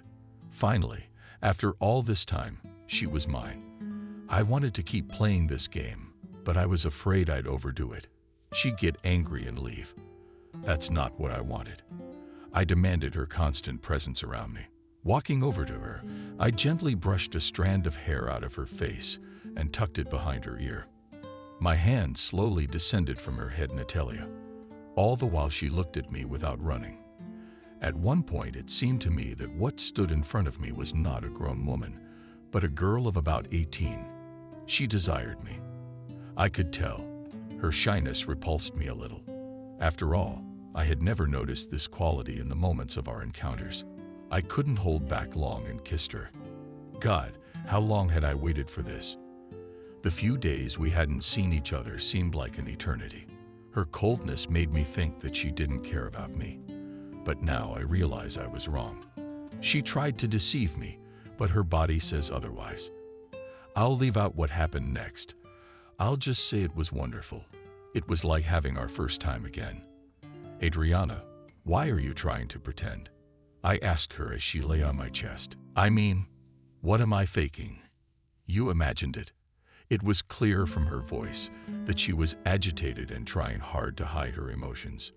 Adriana, our entire relationship, I thought I was indifferent to you, and you were with me only because you were interested in participating in the scam I offered you when you disappeared in the morning and disappeared for a few days. I gave myself my word that I wouldn't write you a single message. Do you have any idea how hard that was for me? I started drinking before bed, but there was a fine line. If I drank a little more, I'd be on your doorstep in half an hour. If I drank less, I couldn't sleep because you fogged my judgment, and I couldn't think of anything but you. And what makes you think I'm pretending? Raising her tone slightly, Adriana asked. Now she no longer looked like a self-sufficient adult who knew the value of her time and feelings. Everything remained as it was. Adriana, why are you deceiving me? You're acting differently now. In my eyes, you're like a young girl who's overcome with jealousy. Just because you think you are, doesn't mean you are. Maybe you're the one who sees me that way. But in the eyes of others, I haven't changed. Adriana, tell me. She lay on my chest again and was silent for about 5 minutes. And then she sucked in a breath. What did she scream? What do you want to hear? That I love you? Yes, I do. Why was I acting like that? Because I didn't want to admit it to myself. I'm 40 years old. What love? Even before we met, I believed in love. My last boyfriend looked quite solid and respectable, but in reality, he turned out to be a common Alfonso. Oh God, yes. If he'd only been an Alfonso, I wouldn't have cared so much. He humiliated me, and he stole from me. Do you have any idea how I feel? I'm scared, David. I don't want what we have to turn into something more. You know, people move in and out all the time. Breakups are inevitable. Even though you know you have no future with that person, it still hurts so much when he leaves you. What makes you think that if we get back together, we'll break up? You're setting yourself up for negativity. In this case, of course, nothing good can come of it. You'll always look for faults in me. Like now, you came here for a reason. You're used to me writing you almost every day. And now I've disappeared. You didn't come here mostly because you missed me, but because you were sure I had someone. No, that's not true. Adriana looked at me with eyes of her own. She knew she was lying, and it was very obvious. Okay, you win. Yes, I'm jealous, yes. It was crazy to me when you stopped texting me. I thought you were just trying to get rid of me in my long life. I've been dumped by men a few times without saying anything. That's what annoys me the most. If you've fallen out of love, say so. If you have someone else, say so. And you look for the easiest ways, not thinking that you will bring a lot of pain to the person who loves you more than anything else in the world. Adriana, calm down. You're acting like you just ran into my apartment and found some girl in my bed, sitting on top of me. She came on top of me. I was asleep. Then I woke up and started cleaning up fast, scattered all over the couch. What's your beef with me? Why are you acting like this? Why can't you just accept a situation where we love each other? Even if you're sure it's not forever, it might be a good idea to live in the present, not the past, not the future. If you're happy here and now with me, why should you care about what will happen in a month or a year? At that moment, I turned my eyes to Adriana and saw that tears were streaming down her cheeks. More than anything, I disliked women who cried. It had to do with the fact that I just didn't know how to act. I hugged her, kissed the top of her head, but I couldn't find the right words. You can't say the right thing when you don't know the reason for the tears. We sat on the bed for about 10 minutes, her crying on my chest and me stroking her hair. After that, I found the strength to tell her how I felt about her. The woman began to calm down. Her sobs became quieter and quieter. The tears were no longer flowing so heavily. Yes, we had such a difficult conversation a month after we met. It's very difficult when two adults with broken hearts meet and realize they have some magical feelings for each other. It's always a scary moment. I understood him like no one else because I felt the same way. I've been through betrayal and lies, but I don't want to think about it now. At that time, what I wanted most of all was to live today, to feel it as much as possible, not caring about what awaits us in a year or two. I realized that Adriana wanted the same thing, but had a lot of fear. Despite this, we started dating her. To be honest, I wanted us to move in together. However, Adriana was against it. I did not put pressure on her as I realized that she needed time to make sure that I would not bring her harm and pain. Despite this, we went on dates every day. It was a magical time for me. I enjoyed every second I spent with her by my side. Adriana really stopped being the willful person she seemed at first. She was turning into a young girl in love. I liked that so much. It seemed to me that this woman was a combination of contradictory qualities. I didn't know what to expect from her in any given situation. Sometimes she would reprimand me like a strict teacher, and sometimes she would make me steal lilacs from the flower beds. Sometimes she wanted to watch some art house movie, and sometimes she wanted me to run barefoot across the lawn. It was really quite entertaining. She'd never acted like that before. In fact, back then, she was still struggling with the warm feeling she had for me. Every date we went on ended in bed. She and I were on the move. We'd go to my apartment or hers. What struck me most was the fact that when we ended up at her apartment, there were never any children there. Adriana said that her nephew was taken by her sister, and she sent her daughter to her mother. I was interested in listening to all her conversations because I knew nothing about her family. For some reason, she kept avoiding the subject. At first, it made me tense, but then I just decided that there were more interesting conversations in the world. But when the topic was about her family, Adriana would always turn the conversation, and Elena would throw kisses at me. At the time, I was fine with that. Sometimes she stayed overnight. And this time, I especially loved, because she always got up before me to make breakfast. And it didn't matter if it was a weekend or a weekday. Most often on such days, I woke up to the ineffable aroma of freshly roasted coffee or her signature airplane. After we ate breakfast, I would get ready for work, tossing in home repairs along the way. Out of habit, I still peered through her windows the same way I did the first time. To be honest, I really wanted to see the kids there. It was a very sweet picture. When I was young, I often dreamed of having a son and a daughter. But things turned out differently.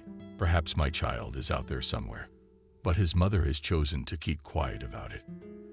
If that is the case, I do not judge this woman, because she probably does not know whose child it is. As it happens, the girls I chose were not characterized by any dignity or discretion. I spent the entire workday in torture. At some point, I was ready to take a vacation at my own expense to spend as much time as possible with my beloved. True, I was on my way to my boss to write a request, but halfway there I remembered that Adriana is not unemployed, nor can she carelessly take a vacation because she has the responsibility of her chain of pharmacies on her shoulders. I never thought that my lover would be a woman who has created such a cool business in our city. Most of all, I was surprised by the fact that she had a masterful understanding of all the drugs. She could explain what to take to get rid of any symptom, but she had no environmental or medical background. I think people like that are gifted. I asked her how she was able to gain so much useful knowledge in her business. The answer was simple. I'm just very inquisitive. Gosh, I am also very inquisitive. However, all my knowledge boils down to my profession only. I have never understood how people can simultaneously study in different faculties, have good grades, and yet not pay bribes. Apparently, Adriana was one of them. Most often after work, she and I would meet and go to some restaurant or cafe to have dinner. But what I loved the most were those moments when she invited me to her house and cooked food with her own hands. Would you know how great of a cook she is? I'm sure her dishes could be on par with some famous chefs, and everything seemed to be going well with us. But there was only one thing that bothered me the most. Somehow, since the day I met her, I'd never seen her daughter or her nephew again. It seemed to me as if she were hiding them from me. I tried to speculate as to why this might be so. However, I could not find a single adequate explanation for her behavior. I had done nothing wrong. On the contrary, I was always interested in how the children were doing, what hobbies they had, what successes they had in their studies. Adriana always responded to my questions in a curt manner and changed the subject. And when I returned to talk about the children, she began to get nervous, although she tried to hide it in every possible way. I began to reassure myself that sooner or later we would start spending time together with the children, because I was sure that we are waiting for a long and happy life together. At some point, we decided to spend a weekend together. I suggested to Adriana that we try living together. She was a little scared when she heard my proposal, but I woke up in time and realized I had said the wrong thing. At that point, all I meant was to spend Saturday and Sunday 24/7 together. It was important to me. That's when I thought I could spend as much time as possible with her daughter. And if I was lucky, my nephew would also come to visit his aunt. Adriana agreed, and I chose the place myself. I didn't want it to be one of our apartments. I wanted this weekend to be something special. I chose an incredibly beautiful chalet by the river. The location was really very picturesque. The landscape designer of the vacation base had tried hard. The owners of the site kept and bred their peacock swans. In a separate paddock were horses, which you could pet. Unless, of course, you were afraid they would bite you. For some unknown reason, Adriana said that she would get to her destination on her own. This surprised me a little. However, I did not resist, as she had every right to do as she saw fit. I arrived at the recreation center a little early to ignite the brazier, prepare the meat and shampoo. My companion turned out to be very punctual, was not late for a single minute.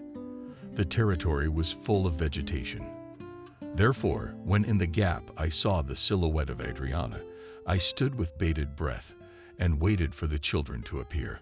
However, there were none. "Honey, are you so punctual?" "Hello. You know, I expected to see you in slightly different company. Actually, I was expecting to see you in company at all. Where did you put Charles and Betty?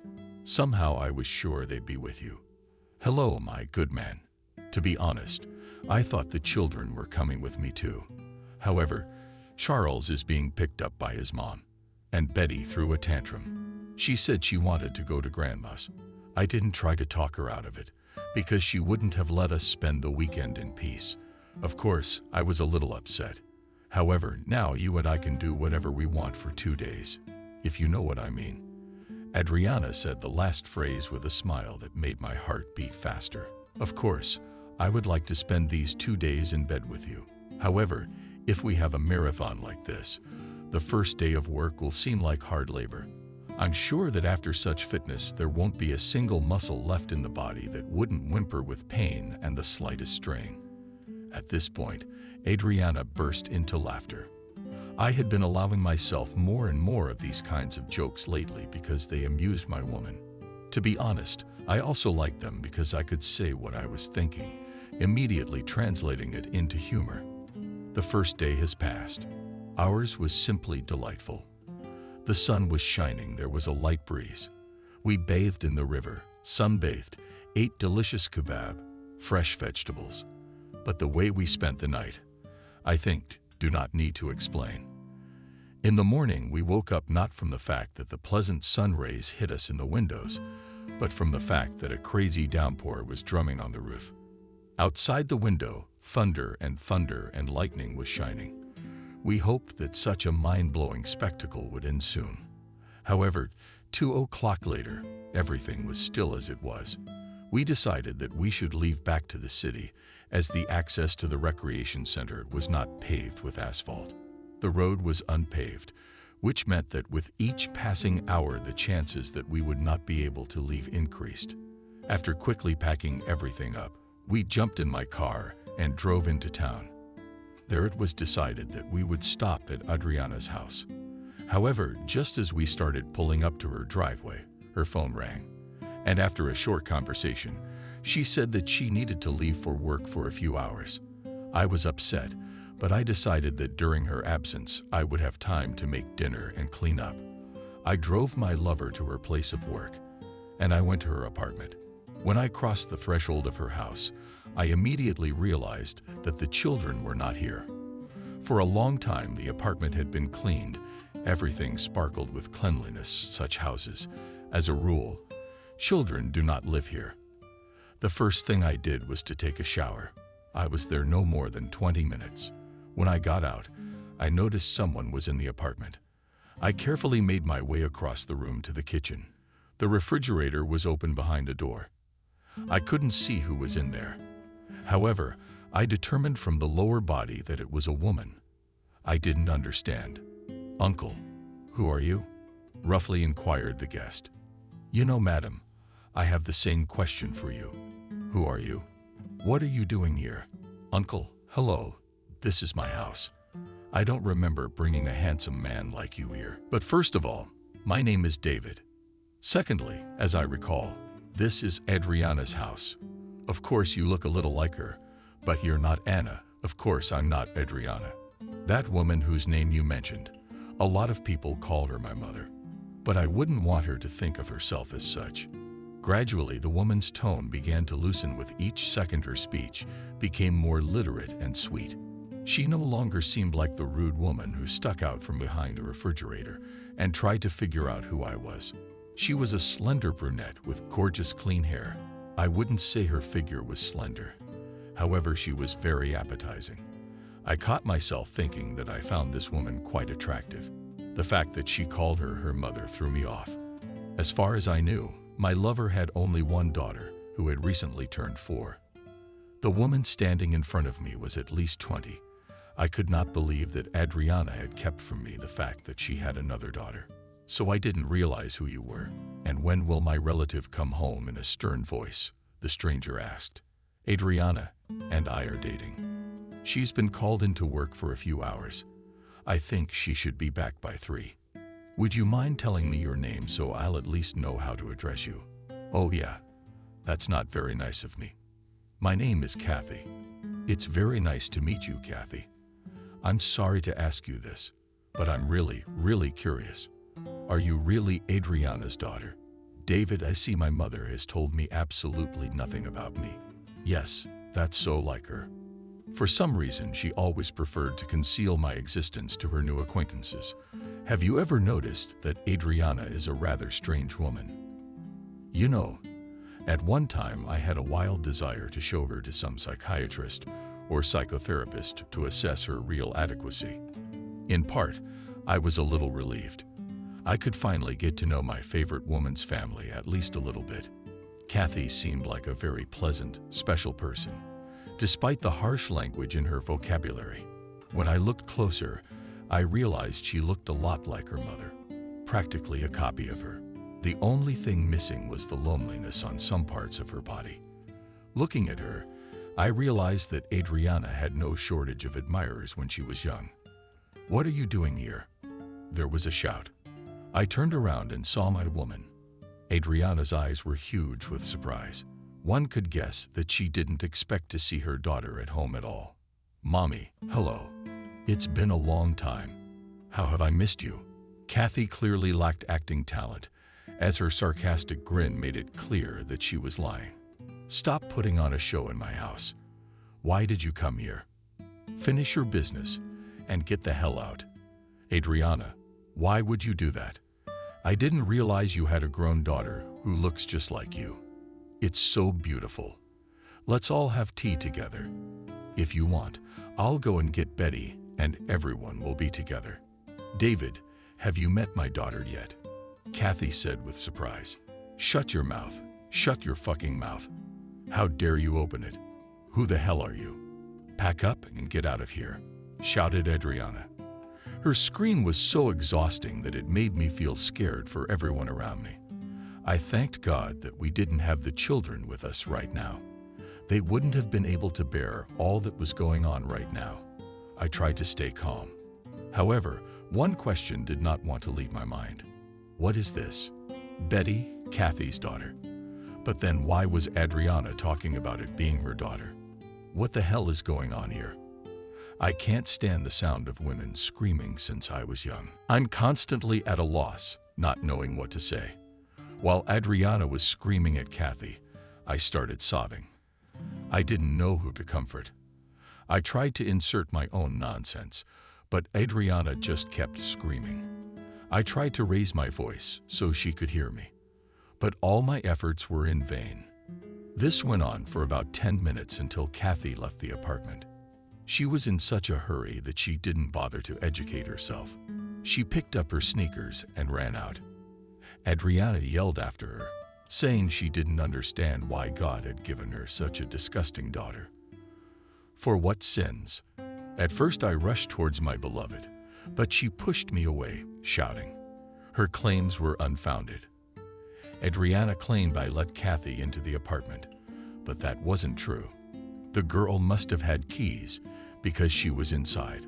While I was showering, Adriana was angry, not ready to dialogue, and my mind was still reeling with thoughts that Betty was not her daughter. To get some answers, I rushed after Kathy. I realized I probably wouldn't find her because it had been so long. She could have gone anywhere. But I decided to try and catch up with her. Running out of the entrance, I stopped. I had to decide which way Kathy ran. I wasn't the lucky type, so I had no hope at all of catching up with her. If you ran to the right, you could get onto a busy road with public transportation. If you go left, you can go into a quiet, cozy park.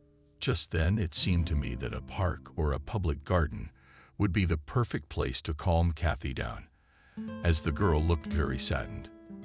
It was unlikely that in such a state she would head anywhere on public transportation. The choice was made. I ran to the square. In 5 minutes I was there.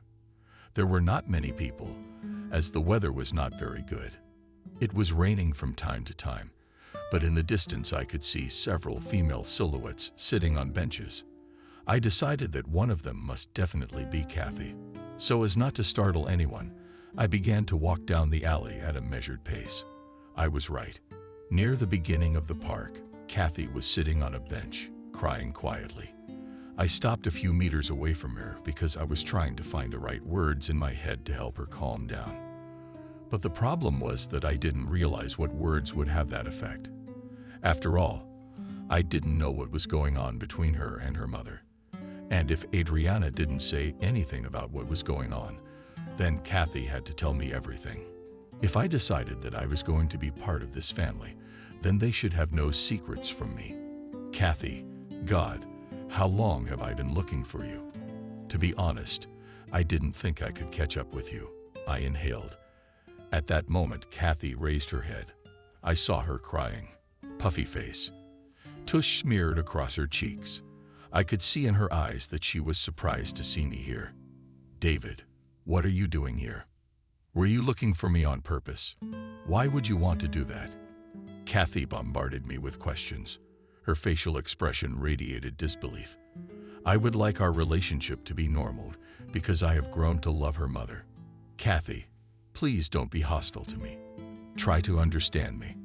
I love your mother, but I had no idea she had such a grown-up daughter. I thought Betty was her child. Your screaming knocked me out of reality. If I'm going to have any chance of getting on with my life, I need to find out the truth. Please, please help me figure it out. Tell me everything I need to know. Kathy looked up at me, wiped her eyes with her hands, tears welling up and partying. She was confused.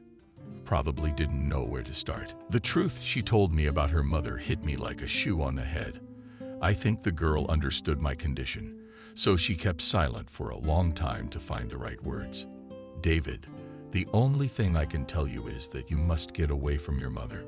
You have no idea what kind of person she is, what she's capable of. You don't know our history. Then I'll tell you. You may not realize it, but I'm only 20 years old. Betty is actually my daughter. A person who knows the elementary rules of math later guessed that when I gave birth to her, I was only 15 years old. I got pregnant, immediately ran to tell my mom about it. I knew it wasn't meant to be, but it just happened. There was nowhere to go. Adriana yelled at me. so the neighbors probably heard it. At first, she forced me to have an abortion. I wouldn't go along with it. We fought for days. But at some point, Adriana said she agreed with my opinion, and I would give birth. I was very happy about this turn of events, as I did not expect my mom to give up so quickly. A week later, we went to the doctor. He told me that I had some malfunctions in my body that needed to be eliminated and prescribed me a medicine. When we got home, my mom said that I would not take these pills. Replace them with herbs. I had nothing against it, as folk medicine and people use for many years. For 2 days I drank these decoctions. My condition only worsened. One day I went to visit one of the relatives on my father's line, told her about my well-being and the fact that I was drinking the decoction. When the relative found out what herbs my mother was talking to me about, she started screaming and demanded that I never drink them again in my life. As it turned out, my mother was trying to induce premature labor in me. You see, David and she didn't care about my baby, and she didn't care about me either. From that day on, I never came home again. She tried to look for me, but my aunt carefully helped to hide me. When the day of delivery came, I was taken to the hospital. Here, of course, we made a mistake. This is the only place where we give birth. Naturally, my mom was already there waiting for me. Or rather, she paid the doctors to notify her. I was admitted to the labor and delivery ward. It was a difficult labor. To be honest, I don't remember much.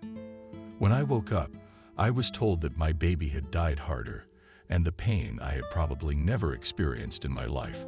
I didn't know where to go. I decided I would go to my mother. After I was discharged, I went home, but no one was waiting for me there. My mom had changed all the locks on the door. She opened the door a little and told me to get out. I, on the other hand, had been persistent in my day, and so I didn't give up and try to beg off. I could see that mom was nervous. After a while, I heard a child screaming in our apartment. When I tried to ask who was crying, my mom just pushed me away. I flew into the wall, and she shut the door. To say I was stunned is like saying nothing. I had no idea that Adriana would turn out to be such a cruel woman who was willing to kill her granddaughter and hurt her daughter. As it turned out, the horror was yet to come. Kathy continued to narrate. I think my eyes grew wider and wider with each word she spoke. As it turned out, Adriana had bribed the doctors at the maternity hospital to tell them that her daughter Kathy had been admitted. And so they did. While the girl was in the throes of labor and her mother was already in the hospital, discussing with the doctors the scam they had pulled in the end. When Kathy woke up, she was told that the baby had been stillborn. In fact, the staff had forged documents in which the girl supposedly gave up her daughter. Apparently, the guardianship and custody authorities were also involved, as the girl was easily given to her birth grandmother, who eventually became her mother according to the documents. I just could not understand what motivated Adriana to such a disgusting act.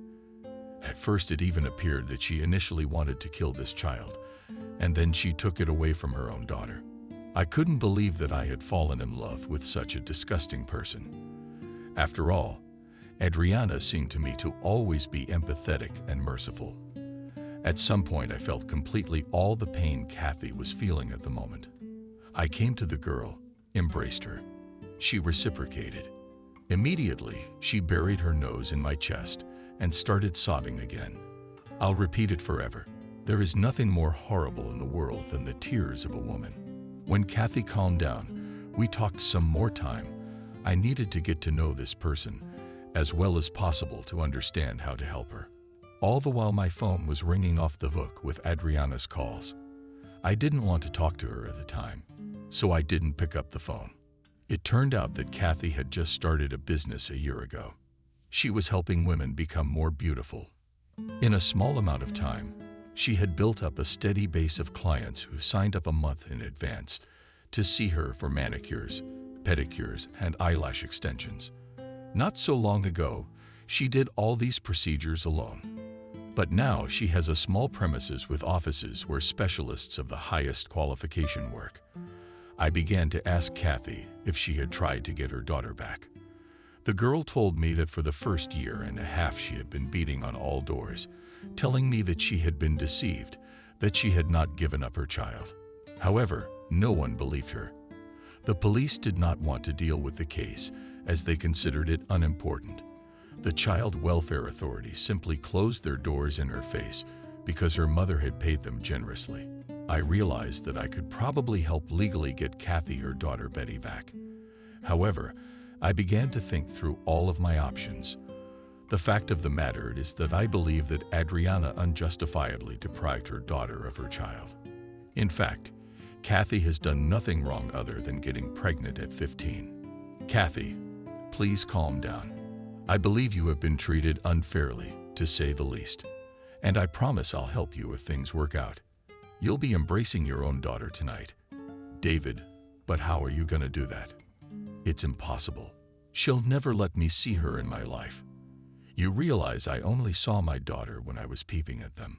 I couldn't get any closer and I watched all the time at a distance of 5-7 meters.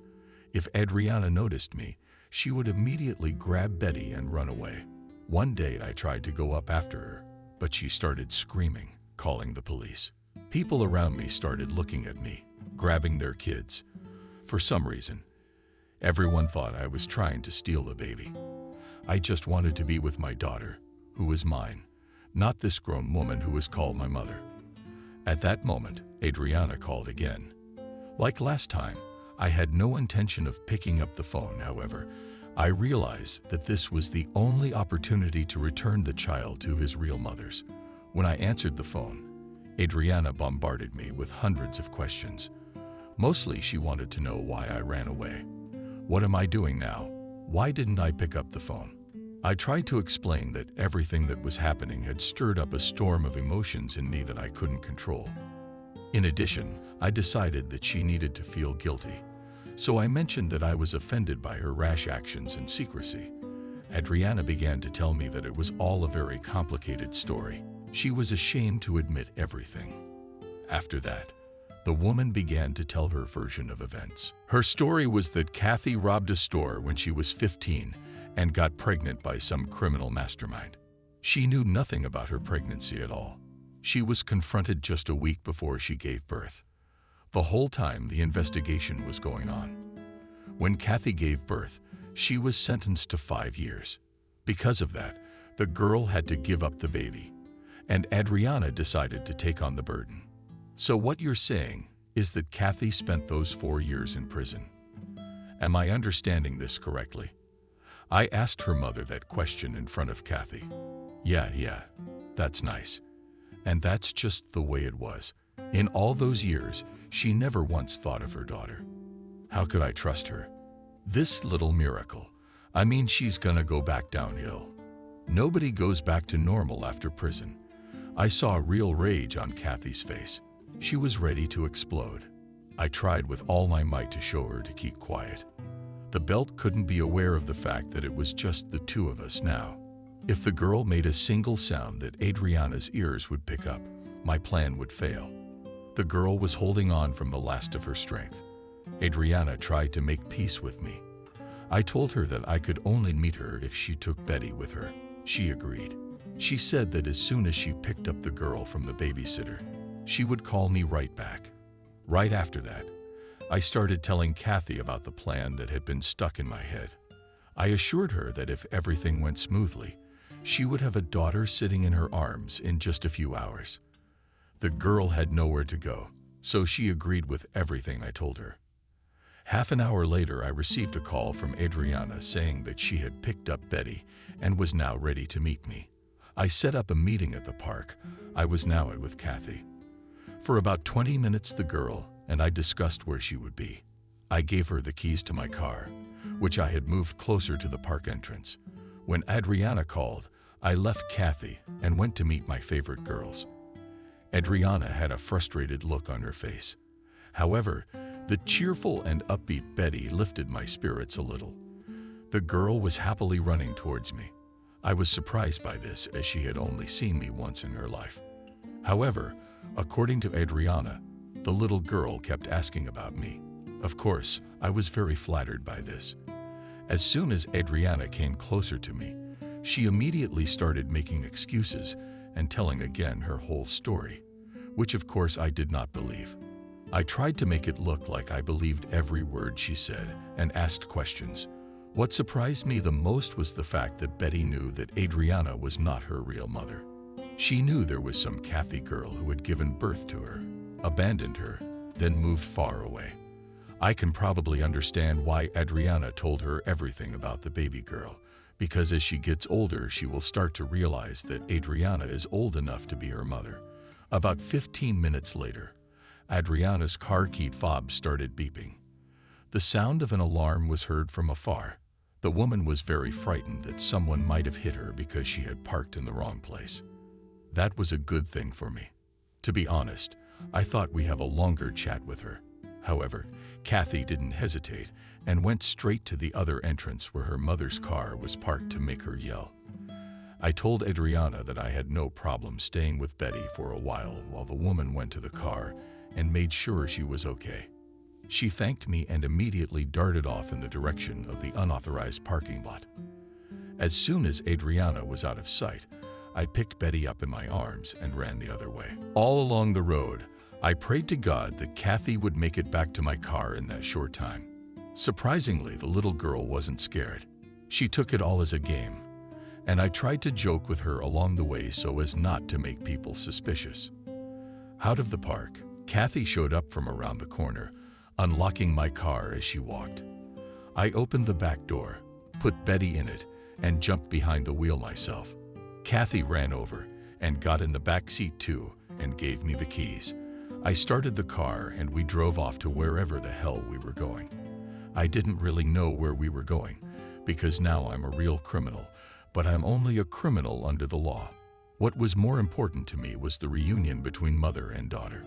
All along the way, Kathy hugged Betty and sobbed so bitterly. It was as if what had happened to her 4 years ago had just recently happened to her. 10 minutes later, my phone started ringing off the hook with Adriana's calls.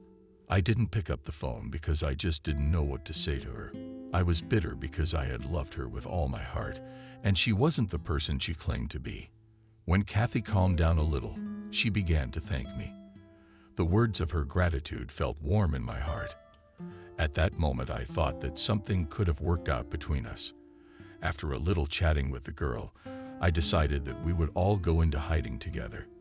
I decided that we need to go to my grandmother's house, which was located in 1,500 kilometers from my home.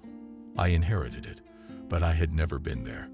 All along the road, I sincerely hoped that the house was in good condition.